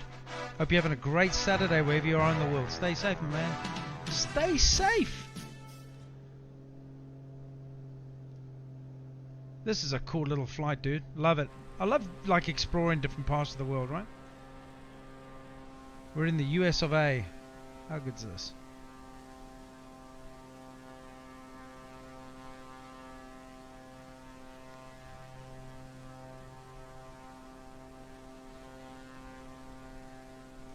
Heading towards Philly. Yeah, I'm just looking at all these different planes about right now. So there's a lot, not only a lot of players, there's also a lot of real live air traffic as well. I'm a little bit off waypoint. I'm just going to swing back around again.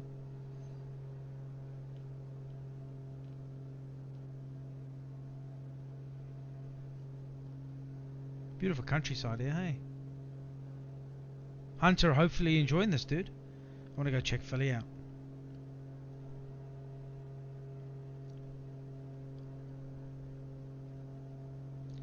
Let me just drop down a little bit.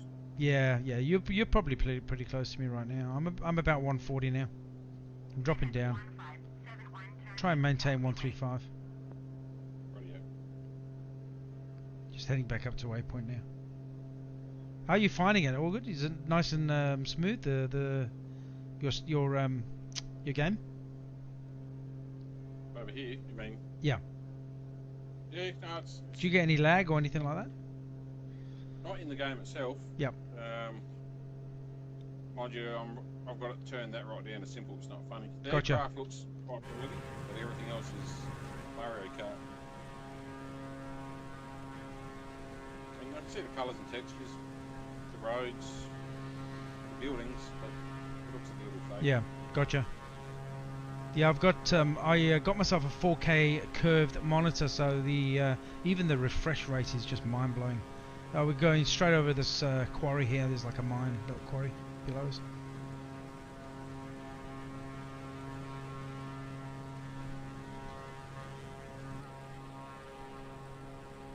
Red Bull gives you wings, chat.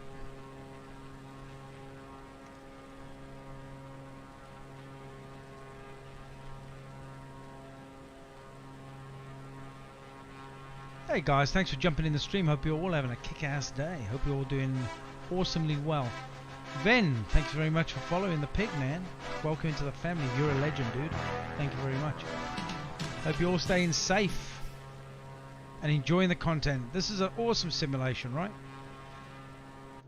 Feel free to jump in chat, ask any questions about the simulation if you want to learn anything about what it's all about, where to buy it, what equipment I use, all that kind of funky stuff, jump in and ask. Open book here, guys. I'm a laid-back, cruisy streamer. You get what you see is what you get, right? Looks awesome. Hopefully I can get this game in the future, dude. I will fly with you anytime, dude, if you do. A lot of farmland in south central Pennsylvania. Looks like you're flying over much of it. It is beautiful, dude. Look at this. It is stunning, right? You live in a beautiful part of the world. I'm back. I think Discord drops me out every half hour. What's that, Discord? Yeah, it dropped out on me. I just had to log out and log back in. Oh yeah, it's done that before. I usually go on comms with some friends of mine I've known for 30 years. We grew up together. One lives in Texas, USA. One lives in South Carolina, ex-US Marine. And we game a lot of War Thunder together and DCS, Digital Combat Simulator. And yeah, sometimes you're busy playing and like hanging out and chatting and, you know, putting the world to rights, bitching and moaning, whatever we do nowadays because we're getting old. And yeah, it just drops out. So it's like, yeah, okay, reboot it. Alright, I'm holding at 145. Yeah. So you're just right behind me right now. There you go. I see ya. Yeah, I'll drop down a bit. Try and get close. It's just, I do have a controller, but it's an old SAT. Gotcha. It's just a pain in the bum. See, using a keyboard is easier. Yeah. I'll drop it down to 125. Radio. Coming in at 140 at the moment. Nice. Yeah, come over. Fly over my right wing if you can. Little airport down on the right side. 1 o'clock. Sorry, 1 o'clock's the other side. Duh. That's the rum. That's the rum I'm drinking. 11 o'clock, dude. Captain Jack Sparrow can't be wrong, right? That's correct. Love it. Square bay.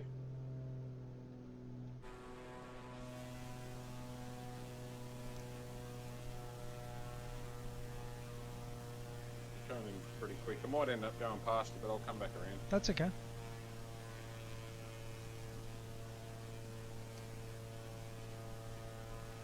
What are you flying? What aircraft are you flying right now? It's the day at 9:30. Ah, okay. Yeah, I'm just going to speed up a little bit. I'm dropping too much. We're pretty much on waypoint as well. There's a lot of... is this another mine? There's a lot of mines here, dude. There's 2 mines here. Look at that. To the left. So there's a mine over there, and there's a mine over here. Open cut. Yep, open cut mines. 2 of them. Yeah. That's that makes 3 that we've flown over already. Alright. So that's Lancaster airport down there. We've got a live plane that's just taken off, TK 610. I might see if I can tune into that tower, see what's going on.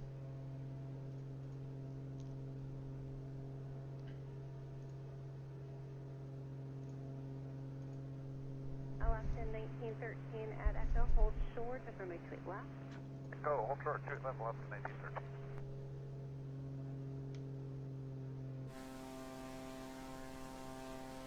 Southwest 1785, joining up to the left side of E-Man. How you doing? Southwest 1785, tower very well. Change runway 28 right, runway 28 right, cleared to land. I've got to do a runway attack on the left. So change runway 28 right, runway 28 right, cleared to land. Clear to land 28 right, Southwest 1785. How's the tower, are you? Nah, I was watching you actually. Just trying to control my speed from outside the cab. I saw that. That was funny. Are you on my left side or right side? Sure, because you cut under, I'm higher than you. Oh, I see you. I'm probably in front of you. I'm low right on your right wing. Radio. United 1094 at Foxtrot, San Francisco Tower, quickly cross runway 1 left, cross runway 1 right. Foxtrot, quickly Things cross, are generic. 1 left, 1 right, United 1094.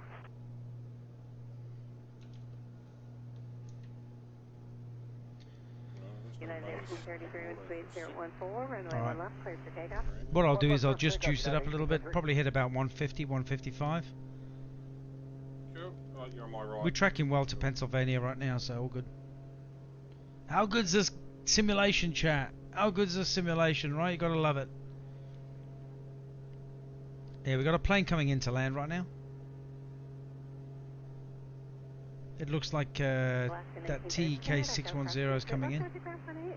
Echo 28 left, Alaska 1913. Thought he was going out.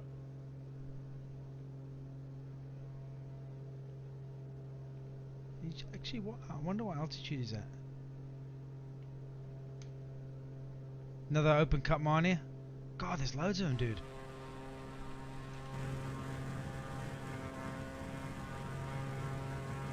Alright, I'm speeding up to 150. Hey, Brian! Thanks for following the pig, man. You're a legend. Thanks very much. Hope you're having a great Saturday, dude. How good's my Saturday? Chilling out at home, flying this awesome simulation. Streaming it to you fine people. How good's that?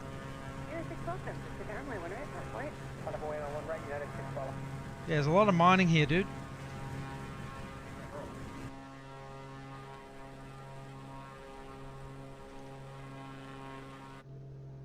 Right, just getting back on waypoint, slightly off. Tower, American 1768, visual 28 left. American 1768, runway 28 right, runway 28 right, clear to land. Got to get VR for this. Are you still on comms, are you? You okay? Right, American 1768. Myself? Yeah, it's all good. Yeah, no, I got you. Right, just on your Discord cut out before. Yeah, Just chatting away, then no reply. I thought, going on here? sometimes if there's a POI and I'm listening to it in chat with the group, I won't probably talk too much, but yeah, I'll let you know if there's a POI coming up. Sure. We're not too far from Philly. We're heading down towards Delaware. There's a POI Wilmington, Delaware, and then we might track up. I don't know where I've set my waypoint. We'll just follow the waypoint in. Man, the world's a whole big place to explore, right? How good's that? Brian, I hope you're really enjoying this simulation, dude. Where you from, dude? Jump into chat. Come say hello. Thanks for following the pig anyway. Alright, let me just check this out here.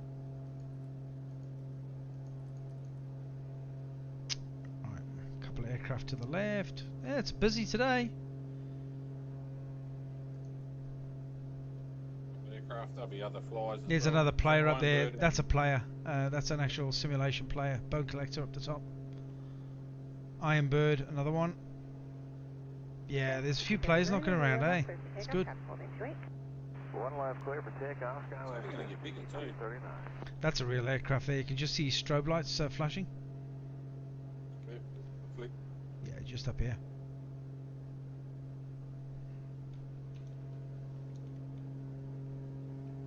Alright, speed 150 coming up to, and altitude is 3,900. Nearly 4.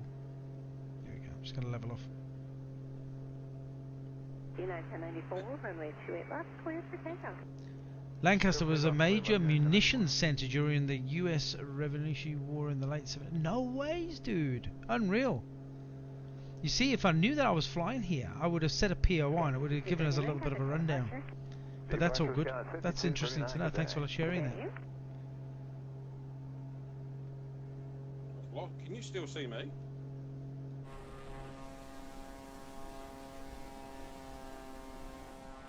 Nope. Lost you. Can't see anyone now. That could be the greatness of Perth internet. Have you boned out the game, have you? No, the game's still going. It's just lost the. It might bounce back in. That's all good. Yeah, no worries, mate. It's crazy when you got to put your phone on hotspot just for the fast. Yeah, that's it. Just keep heading east, bearing. Let me have a look here. About 105 degrees. I'm actually locked in the destination airport anyway. Yeah, that's fine. Yeah. American 1768, Tango to Delta, cross the bridge left, contact ground. Yeah, I'm heading at 106 degrees right now. I actually lost everyone's. That's weird. I lost everyone's tag name. It's just all their tag names have just come back up. So yours might come back up. Yeah, I'm just looking for you now. Probably overtake. Oh, there I see you. Yep, I'm to your low left. Low left. Yep, I see you. Thanks, United 1094. Contact on departure. Have a good time in Anchorage. She sounds really chirpy on the ATC. I've got it plugged in right now. Pull off with a barrel roll. Francis 1043 tower, and we straight right, clear to land. I want to fly under some bridges. Oh, I haven't got that finished yet. Alright, I'm gonna go big barrel roll and I'll catch you up. Some beautiful countryside here, dude. 358, contact departure. Have a good day. I think this lady on the ATC's chatting up the pilot. Hey? She's so friendly on it. You can't hear it, right? I've got it plugged in, I can hear it. I've got the same old Karen that everyone gets. Yeah. She's not a bitchin' Betty, whatever they call her, right, in the military? You heard of bitchin' Betty? I've heard of it. I should know it. One right, line up and away, Skywest 3426. Yeah. Pretty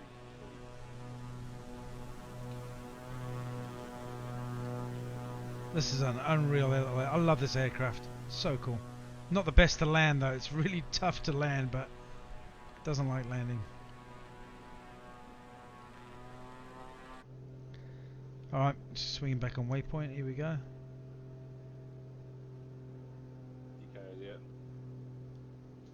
Hey Jocelyn, how's it going? Any monster on this RB plane? I'll have to get a monster livery, right? Monster drink are you on about? Check out this. Red Bull gives you wings, dude. Energy drink. Gotta love the aesthetics in the cockpit. They've done a great job on this livery. Alaska 1279 with you joining the final for 28 left. Alaska 1279, San Francisco Tower. Okay, I need to actually just speed up a little bit. I'm well slow at the moment. Left, Alaska 1279.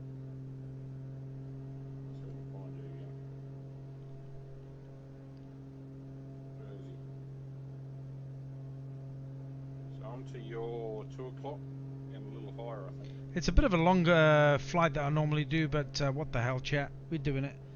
So we're cruising mid-country right now, heading towards Philadelphia. We'll go straight into Philly. Super, San Francisco Tower, Mike, cross runway 1 left, hold short of runway 1 right. 1 Mike, cross runway 01 left, hold short 01 right, Emirates 41 Papa.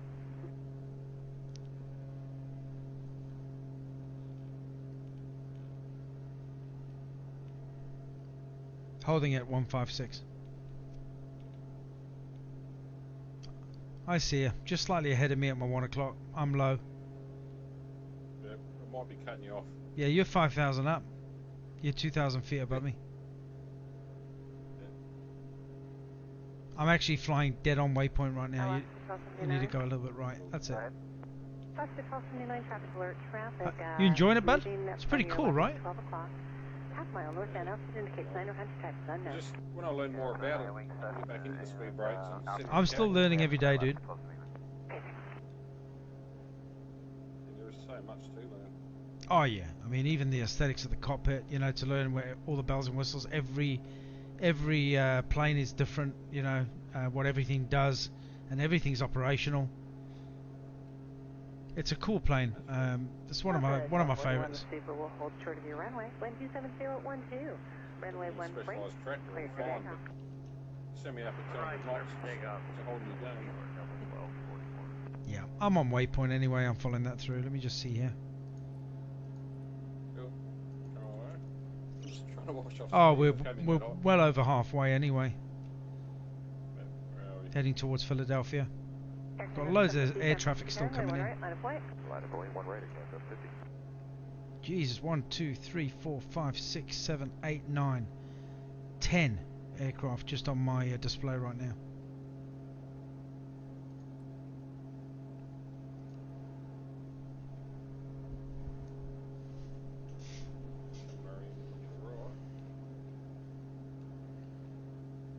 United 229, San Francisco runway 1 left, line of flight. Line of away, 1 left, United 229. You must be cruising at about 160? At the moment, 214, 215. November 810 Tango Mike Tower 127013, runway split right at Echo, cleared for takeoff. Clear for takeoff, 2 right, Echo, Hey. Parallel with you. I'm going to come try and get back over.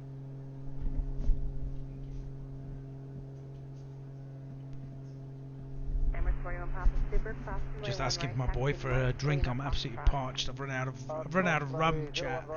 It's terrible. How can someone run out of rum midstream? It's terrible. Shocking. Thanks, mate. Yeah, I'll wait for it to defrost. I'm just absolutely like gagging for a drink right now.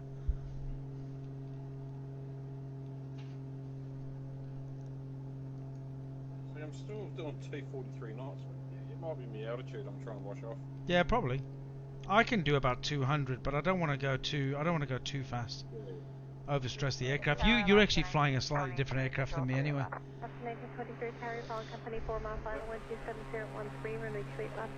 Heading towards Brandywine. How cool is this? Oh, there's a bit of wind up here too, dude. Are you getting any wind? Yeah. Yeah, I'm getting wind up here, dude. Plane's bouncing around. I know, Paul. It's disgusting. Actually, I might fly over and find a desert island somewhere. There's got to be some rum buried on that. Oh yeah, no, just having a couple of nice Spice Golden Cokes. Nothing wrong with that. Bit of rum. Rum Saturday, chat.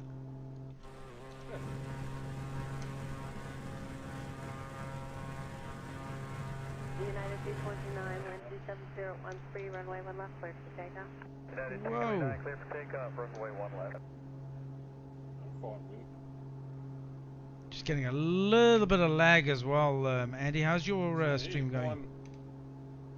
That must be the server then. Are you getting lag? Runway 1 right. I was fine with like 2 minutes. Yeah, I was fine a minute ago. 1 right there, Canada 76. I think Scoobs had it the other day. Actually, yesterday he had some bad lag as well. Sometimes it comes right. It's a service.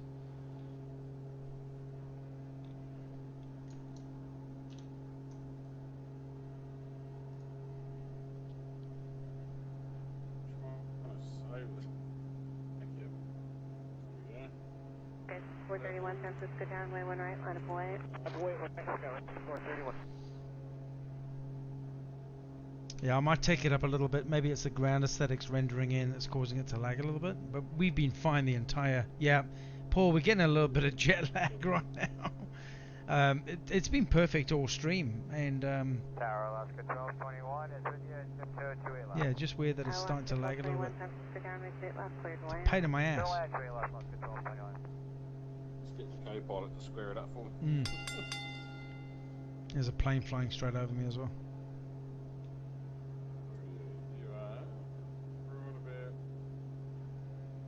So if you're lagging and I'm lagging, you probably bet your bottom dollar that everybody in this simulation's lagging right now. Same time. Yeah. American 261 is visual to your right. American 2061, downway straight right, clear. Sometimes it comes right. We'll see how it goes. To your right, American 261.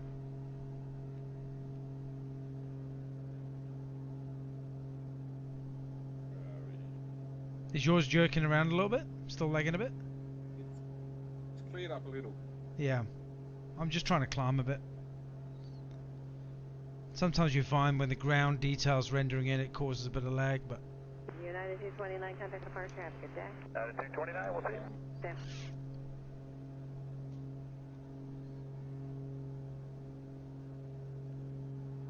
I'm guessing I'm at your 3 o'clock.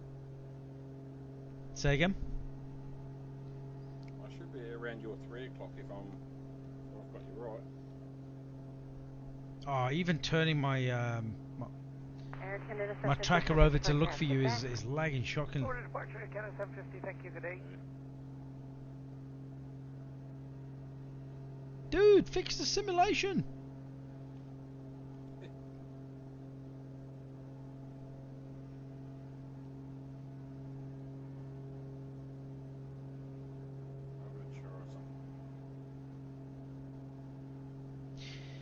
It could be that, Paul. Yeah, a lot of players on, a lot of air traffic. This is live as well, live air traffic, and Just to show you, mate, you know, we're running ATC right now. I might actually turn that off. It's probably got nothing to do with it right now, but if you have a look here in the VFR, you've actually got a hell of a lot of planes. Look at this, guys. These are all planes, like 1, 2, 3, 4, 5, 6, 7, 8, 9, 10, 11. There's probably about 20 aircraft all bearing in right now, flying around Philadelphia. Massive busy airport right now. We're not too far from Philly, and maybe it's because we're on live traffic and there is an absolute shit ton of live aircraft players and live aircraft around. The server's probably just struggling a little bit to keep up.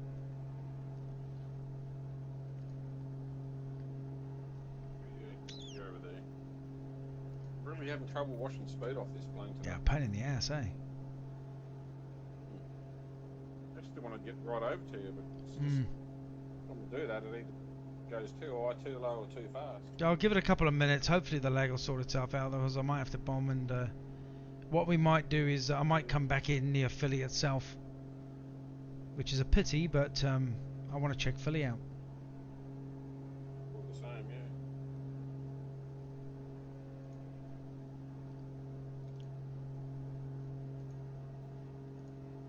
It's been a cool flight though.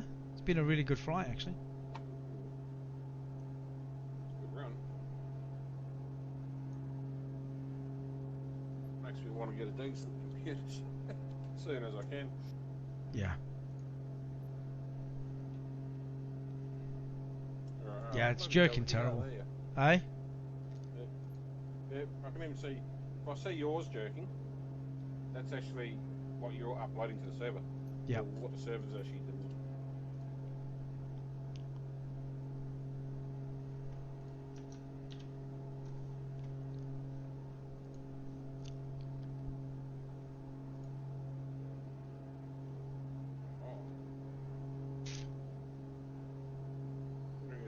I'm looking at my stream metrics right now and they're perfect.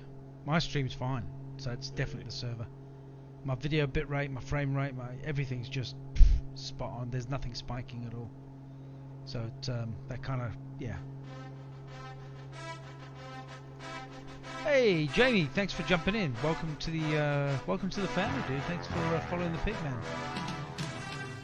Andrew, what I'm going to do is I'm going to bomb it here, dude, and I'm going to actually come back in over Philly, and hopefully it's cleared up. Yep. Alright. Right, that's getting worse, dude. Dude, it's the server just playing up. So I'm going to go main menu, right? Top notch streaming, I mean, apart from the lag. Dude, Paul, thanks very much. We've had the best stream tonight with a Spitfire over Dover, over to France, down to Dunkirk. Man, it's been unreal. So we've had no stream issues at all, and then all of a sudden now the server's just going a little bit. How's it going? So hopefully we'll respawn in. It might sort itself out. So I'm going to do Philadelphia. I've got got everything here. But that was a cool flight from Harrisburg. I cheated when you did it. What did you do? I just press the letter Y, then you can just scroll across the countryside to where you want to keep flying. You cheat. That's all good. All right. Trust me, it'll save us 10 minutes. Yeah, that's all right. I'm gonna actually I'm gonna do an air spawn pretty close to Philly. I think that's what I'm gonna do, just so I can hopefully it fixes the lag. You know what I mean? Oh, so even trying to do what I'm doing, it's slow. You know what I might actually do? Let me just restart the game. I think that might actually make a big difference.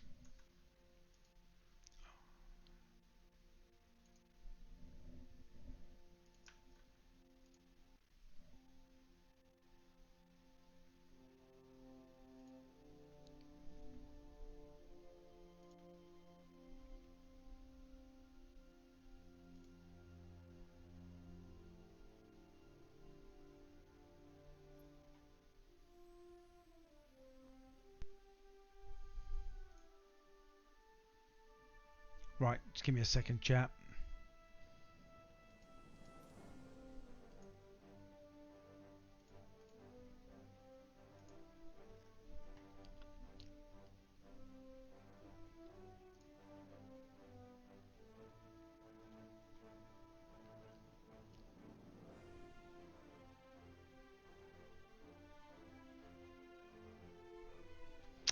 All right, here we go. Let's try and get this up and going. Are you still on board?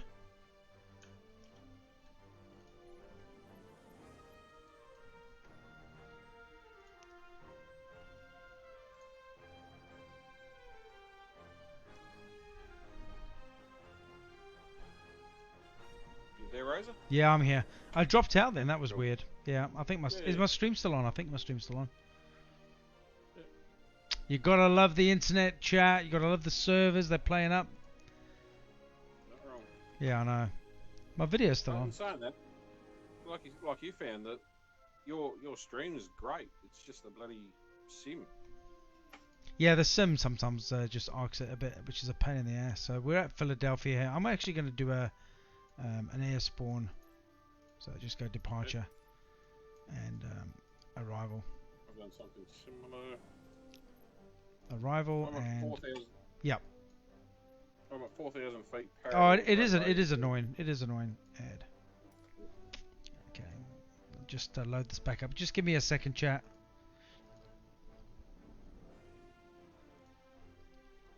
You gotta love it when things go wrong, right? Especially at the end of an awesome stream.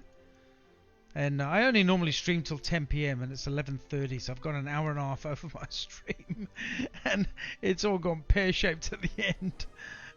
Thank you very much, awesome servers of Microsoft Flight Sim, but it doesn't happen that often, you know what I mean? When it does, it's a pain in the ass, but whatever, you know, you just kind of roll with the punches, right?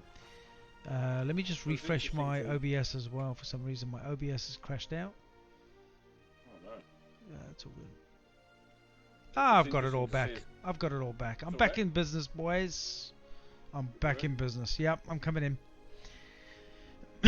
Okay, so I'm actually going to be very close to NJ25, which is an airstrip just south of Philly. So I'm coming in. I'll find you shortly. Hey, Daryl, what's happening? Yeah, it's good to hear Andrew in chat, dude. How good's that, mate? It's pretty cool, right? And yeah, we'll be getting some more of you guys in chat as well. You know what I mean? When you start flying with us and stuff, that'll be unreal. It'll be good to get like 3 or 4 of you up and do some flights around the pyramids or down the Grand Canyon and stuff like that. It'd be unreal. Love it. Yep. All right, guys, coming back in. Are you at Philadelphia International or another? No, just south of Philadelphia, small little run strip there. I'll give you what the code is now. Sure. Well, I'm still flying over the international. Phil Whaley, thanks very much for liking the stream. My family's is a Whaley as well. You're not related. You're not in North Wales, are you?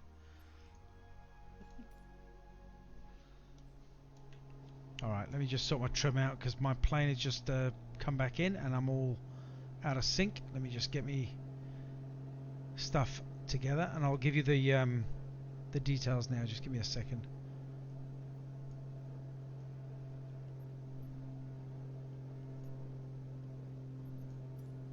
Okay, so I'll give you the code of the nearest airport list is NJ25. Peasleys Airstrip. Peasleys Airstrip. NJ25. Oh, I see her. I see her. I'm actually behind you. You don't have to. Yeah, I'm actually. I see her. I'm heading towards your tag now. Happy days, dude. Happy days. Right, here we go. So we're coming up to Philly. If I was to respawn, that's another 10 minutes. Nah, bugger that. Screw that, mate. I just wanted to check Philly out, man.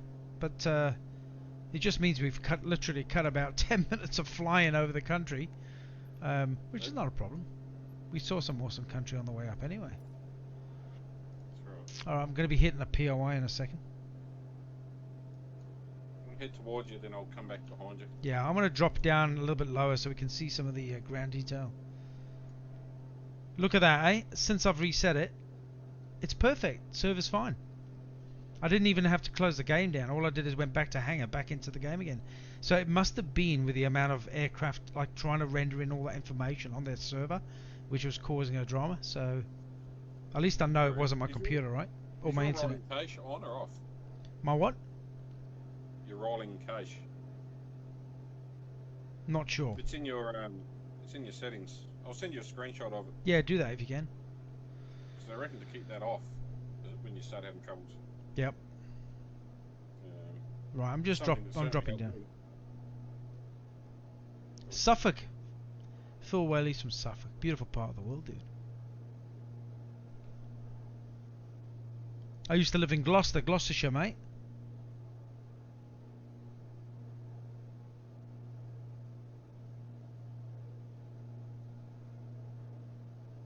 Hey, Sipmo, good to have you back in, dude.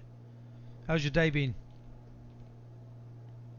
So yeah, there's still a hell of a lot of aircraft around here, flying about. I'm just dropping down. Look how high we are. There's the city of Philly straight ahead of us. So let's get a bit lower, chat.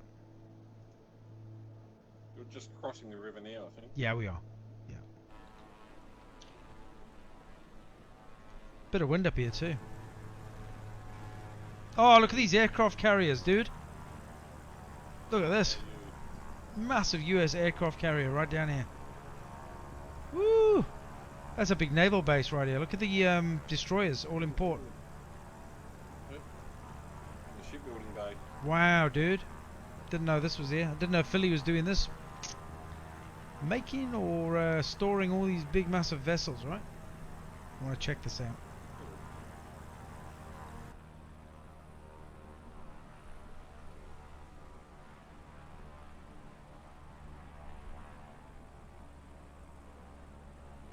Yep, there's a lot of Navy vessels right here, dude. Let's go check it. And then we'll go past that POI. They do submarines, eh? Yeah, subs and everything. Oh, well, that sprung on us unexpectedly. That's pretty cool to see. Hey. Oh, yeah, there's a dry dock here, and they're busy building. This is obviously a big shipyard. Repairs, spares, and probably new builds, dude. That's a big aircraft carrier. It's rendered in pretty clear, considering they've done not a bad job. I mean, they haven't done any work on it, but you can see what it is. I wonder if you can land on that, right? You should do a land on that. You can actually see by the dirt on the top of it. It's actually an old, or not an old, but it's a used aircraft carrier. Some destroyers here.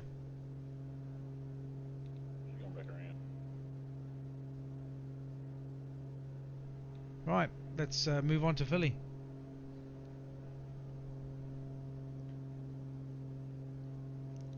I don't know if you could land on the carriers, because they may be not a solid object being in the water. I'm not sure, but yeah, that would be interesting to try sometime. We'll come back, right?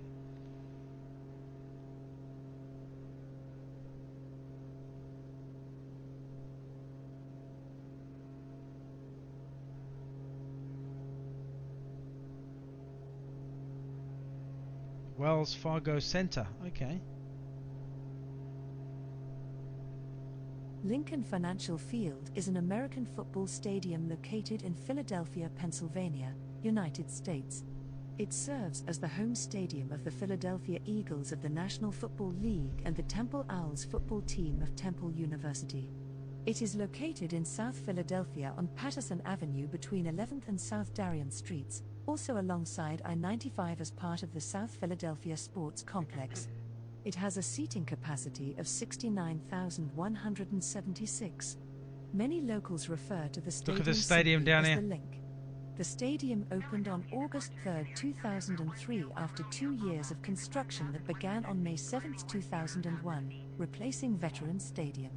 While total seating capacity is similar to that of the Vet, the new stadium contains double the number of luxury and wheelchair-accessible seats, along with more modern services. The field's construction included several light-emitting diode video displays, as well as more than 624 feet of LED ribbon boards. Naming rights were sold in June 2002 to the Lincoln Financial Group for a sum of $139.6 million over 21 years. Together, the city of Philadelphia and the state of Pennsylvania contributed approximately $188 million to the stadium construction. Additional construction funding was raised from the sale of stadium builders' licenses to Eagles season ticket holders. The Army versus Navy football game is frequently played at the stadium due to Philadelphia being located halfway between both service academies, the stadium being able to house the large crowds in attendance, and the historic nature of the city. Temple University's Division I college football team also plays their home games at Lincoln Financial Field, paying the Eagles $1 million a year to do so. If you plan on visiting the city of Philadelphia in the future, then book a tour and visit this beautiful stadium in person. Lincoln Financial Field, home of the Philadelphia Eagles 2018 Super Bowl champs. Fly Eagles fly. That's pretty cool. I'm just going to do another POI just over the city of Philadelphia right here. Yeah, absolutely. You can see cars down there moving and everything, dude. How good's that? Phil, thanks very much for dropping in, man. You're a legend. Colloquially Philly, is the largest city in the U.S. state of Pennsylvania, and the sixth most populous U.S. city with a 2019 estimated population of 1,584,064. Since 1854, the city has had the same geographic boundaries as Philadelphia County, the most populous county in Pennsylvania and the urban core of the 8th largest U.S. metropolitan statistical area, with over 6 million residents as of 2017. Philadelphia is also the economic and cultural anchor of the Greater Delaware Valley, located along the lower Delaware and Schuylkill rivers, within the northeast megalopolis. The Delaware Valley's population of 7.2 million ranks it as the 8th largest combined statistical area in the United States. Philadelphia is one of the oldest municipalities in the United States. William Penn, an English Quaker, founded the city in 1682 to serve as capital of the Pennsylvania colony. Philadelphia played an instrumental role in the American Revolution as a meeting place for the founding fathers of the United States, who signed the Declaration of Independence in 1776 at the Second Continental Congress, and the Constitution at the Philadelphia Convention of 1787. Several other key events occurred in Philadelphia during the Revolutionary War, including the First Continental Congress, the preservation of the Liberty Bell, the Battle of Germantown, and the Siege of Fort Mifflin. Philadelphia remained the nation's largest city until being overtaken by New York City in 1790. The city was also one of the nation's capitals during the Revolution, serving as temporary U.S. capital while Washington, D.C. was under construction. In the 19th century, Philadelphia became a major industrial center and a railroad hub. The city grew from an influx of European immigrants, most of whom came from Ireland, Italy and Germany, the three largest reported ancestry groups in the city as of 2015. That's in cool the early POI. 20th century, Philadelphia became a prime destination for African Americans during the Great Migration after the Civil War, as well as Puerto Ricans. The city's population doubled from 1 million to 2 million people between 1890 and 1950. The Philadelphia area's many universities and colleges make it a top study destination, as the city has evolved into an educational and economic hub. As of 2019, the Philadelphia metropolitan area is estimated to produce a gross metropolitan product of $490 billion.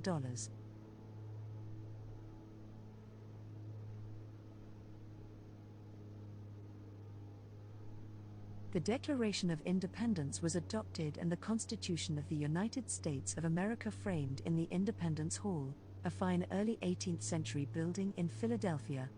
These events, which took place respectively in 1776 and 1787, were conceived in a national context, but the universal principles of freedom and democracy set forth in these two documents have had a profound impact on lawmakers and political thinkers around the world. They became the models for similar charters of other nations, and may be considered to have heralded the modern era of government. Independence Hall was designed by attorney Andrew Hamilton in collaboration with master builder Edmund Woolley to house the Assembly of the Commonwealth of Pennsylvania. Begun in 1732 and finished in 1753, it is a dignified brick structure with a wooden steeple that once held the Liberty Bell. The building has undergone many restorations, notably by architect John Haviland in the 1830s and under the direction of the National Park Service beginning in the 1950s, returning it to its appearance during the years when the new country's Declaration of Independence and Constitution were debated and signed. The symbolic use of the hall was illustrated on June 17, 1915, where the League to Enforce Peace was formed there with former President William Howard Taft presiding.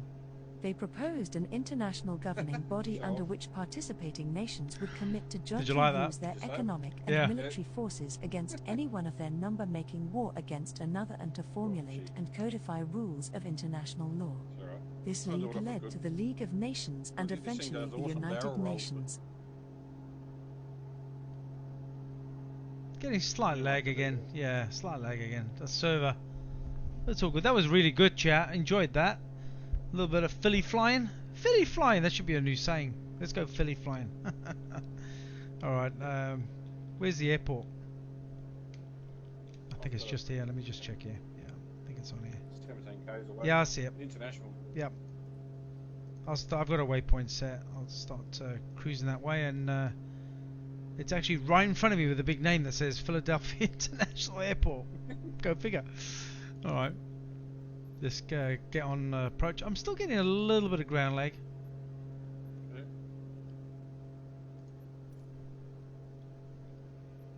Philadelphia approach. Alright, let's go put it down. Request clearance to transition Bravo airspace. Horrible lag right now. There's a plane down there right now. Razor Pick 71, Philadelphia approach. Cleared through the Bravo airspace. Hey John, how's it going? Hi mate, how you doing? Hope you're having a good day, buddy.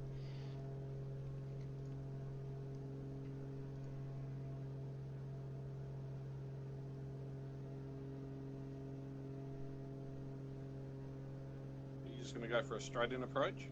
Yeah, I'm just going to take it down. Yeah, I'm not going to mess around. Razor Pick 71, did you copy? Just waiting to... She's asking me all these questions. Here we go, let's sort her out. ATC at the best. Here we go. Transition. Clear through Bravo airspace. Razor Pick 71.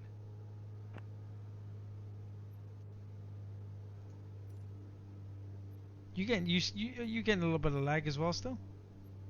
Yeah, some heavy patches of it too. Yeah. Wow. Philadelphia Tower. Razor Pick 71 is 3 miles northeast with Charlie to land. Let's set up this a little bit better. It's either no flaps or full flaps. Philadelphia Tower. I've got clearance. Straight in runway 27 left. Altimeter 30.07.27 Right. at 17. Got it. Acknowledge. Razor Peak 71 cleared to land. I'm gonna land at runway left. 273 at 17. Acknowledge. Thank you. We're gonna be going in now. Cleared to land runway 27 left. Razor Pick 71. Yep, done. Right, let me tune into tower.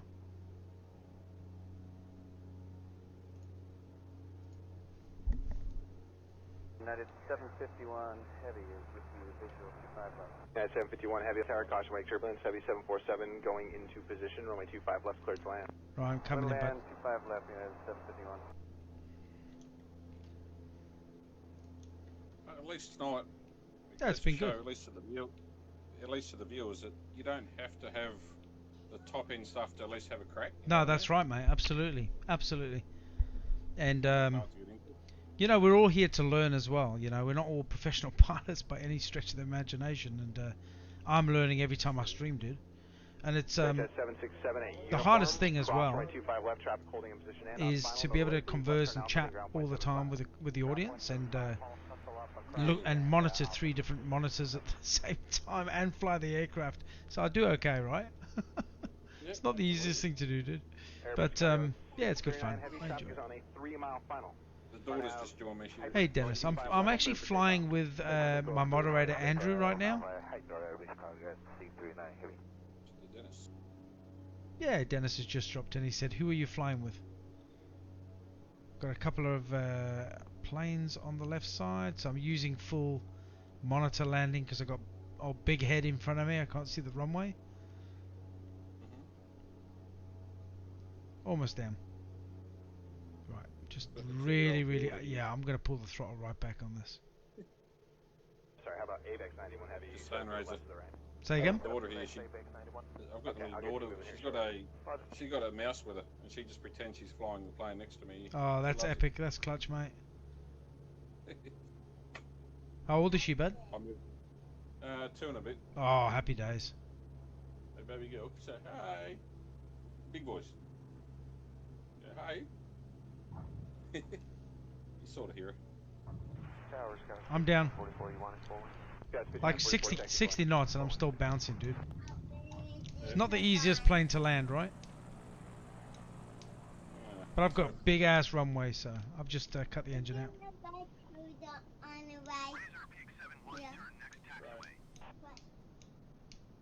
See if I can get this right. AVAX 91 heavy. Runway 25 left. Line up. Pretty cool, chap. Pretty cool, right? How good's that? Hey, Andrew, fly to Long Island. Yeah, I probably will next time, dude. I will. It's 1:45 over here, so I'm going to probably go after this and get some Z's, dude. Get the old pig head on the pillow. I normally stream between 8 and 10, so I'm almost 2 hours over my stream time because I've been having fun. It's been awesome with you guys. Alright, let me just try and turn and chat to this guy at the same time. Philadelphia Airport information. Charlie 1300 Zulu. Wind 283 at 19er. Visibility 10. You getting there? Sky condition. Few clouds. I'm down, dude. Few clouds. Yep, I see you up there. Have you landed? Probably about 300 metres off the... probably half a kilometre off touchdown. Altimeter tree 0 decimal. Full flaps and pretty slow. 121.65 for Razor Pick 71. Probably actually one of my best landings because I've got to make an effort. Thanks, Dave. Yeah, it wasn't a bad landing. It's not the easiest aircraft to land, this one. You get a lot of bounce. Even if you come in at like 50 knots, it's you still get a lot of bounce. So you got to really pull the nose up and just glide it in almost to a stall position to get it down nice and easy. But that was all right. The Pennsylvania flight was awesome seeing in the game. Absolutely pleasure, dude. It was beautiful. I do apologize for any slight glitches and stuff in stream, but sometimes, you know, these things do happen. It's obviously the servers on the simulator at times do play up. We've had the best stream tonight. It's been absolutely brilliant. No problems at all. We've done a Spitfire from the UK, from Biggin Hill all the way over to Dover, straight over the channel, straight over to Dunkirk, through some awesome POIs, which are points of interest. And we then went over to the El Alamein, the Battle of El Alamein, and checked that out as well. And then we've done some recommendations. Been absolutely brilliant. And now I want to bash into this bus and get him to move his ass out of the way. Here we go. Just park up next to this plane. There we go. Done. How good was that, chat? I'm down. I'm just a couple hundred metres off you. Yeah, sounds good, dude. Oh, I see you. I see you. The rudder isn't very nice.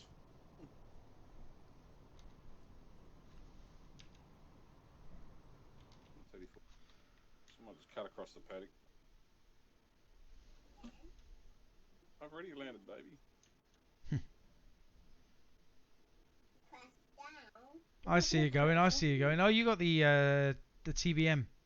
That's a cool plane. Yeah. Yeah. Don't forget there's a crew there. Get a speeding fine like that, huh? Hey?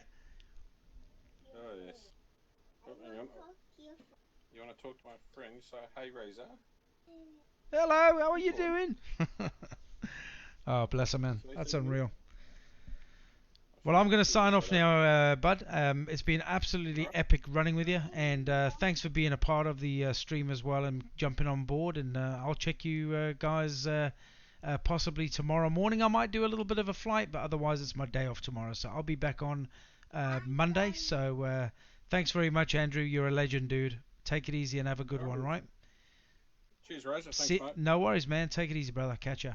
But thanks very much, chat, for being on board. That was epic. Have a great Saturday. Have a fantastic weekend. Thanks for being a part of the stream. Thanks for being a part of the community, for all the new followers that's jumped in. Thanks a lot for the support.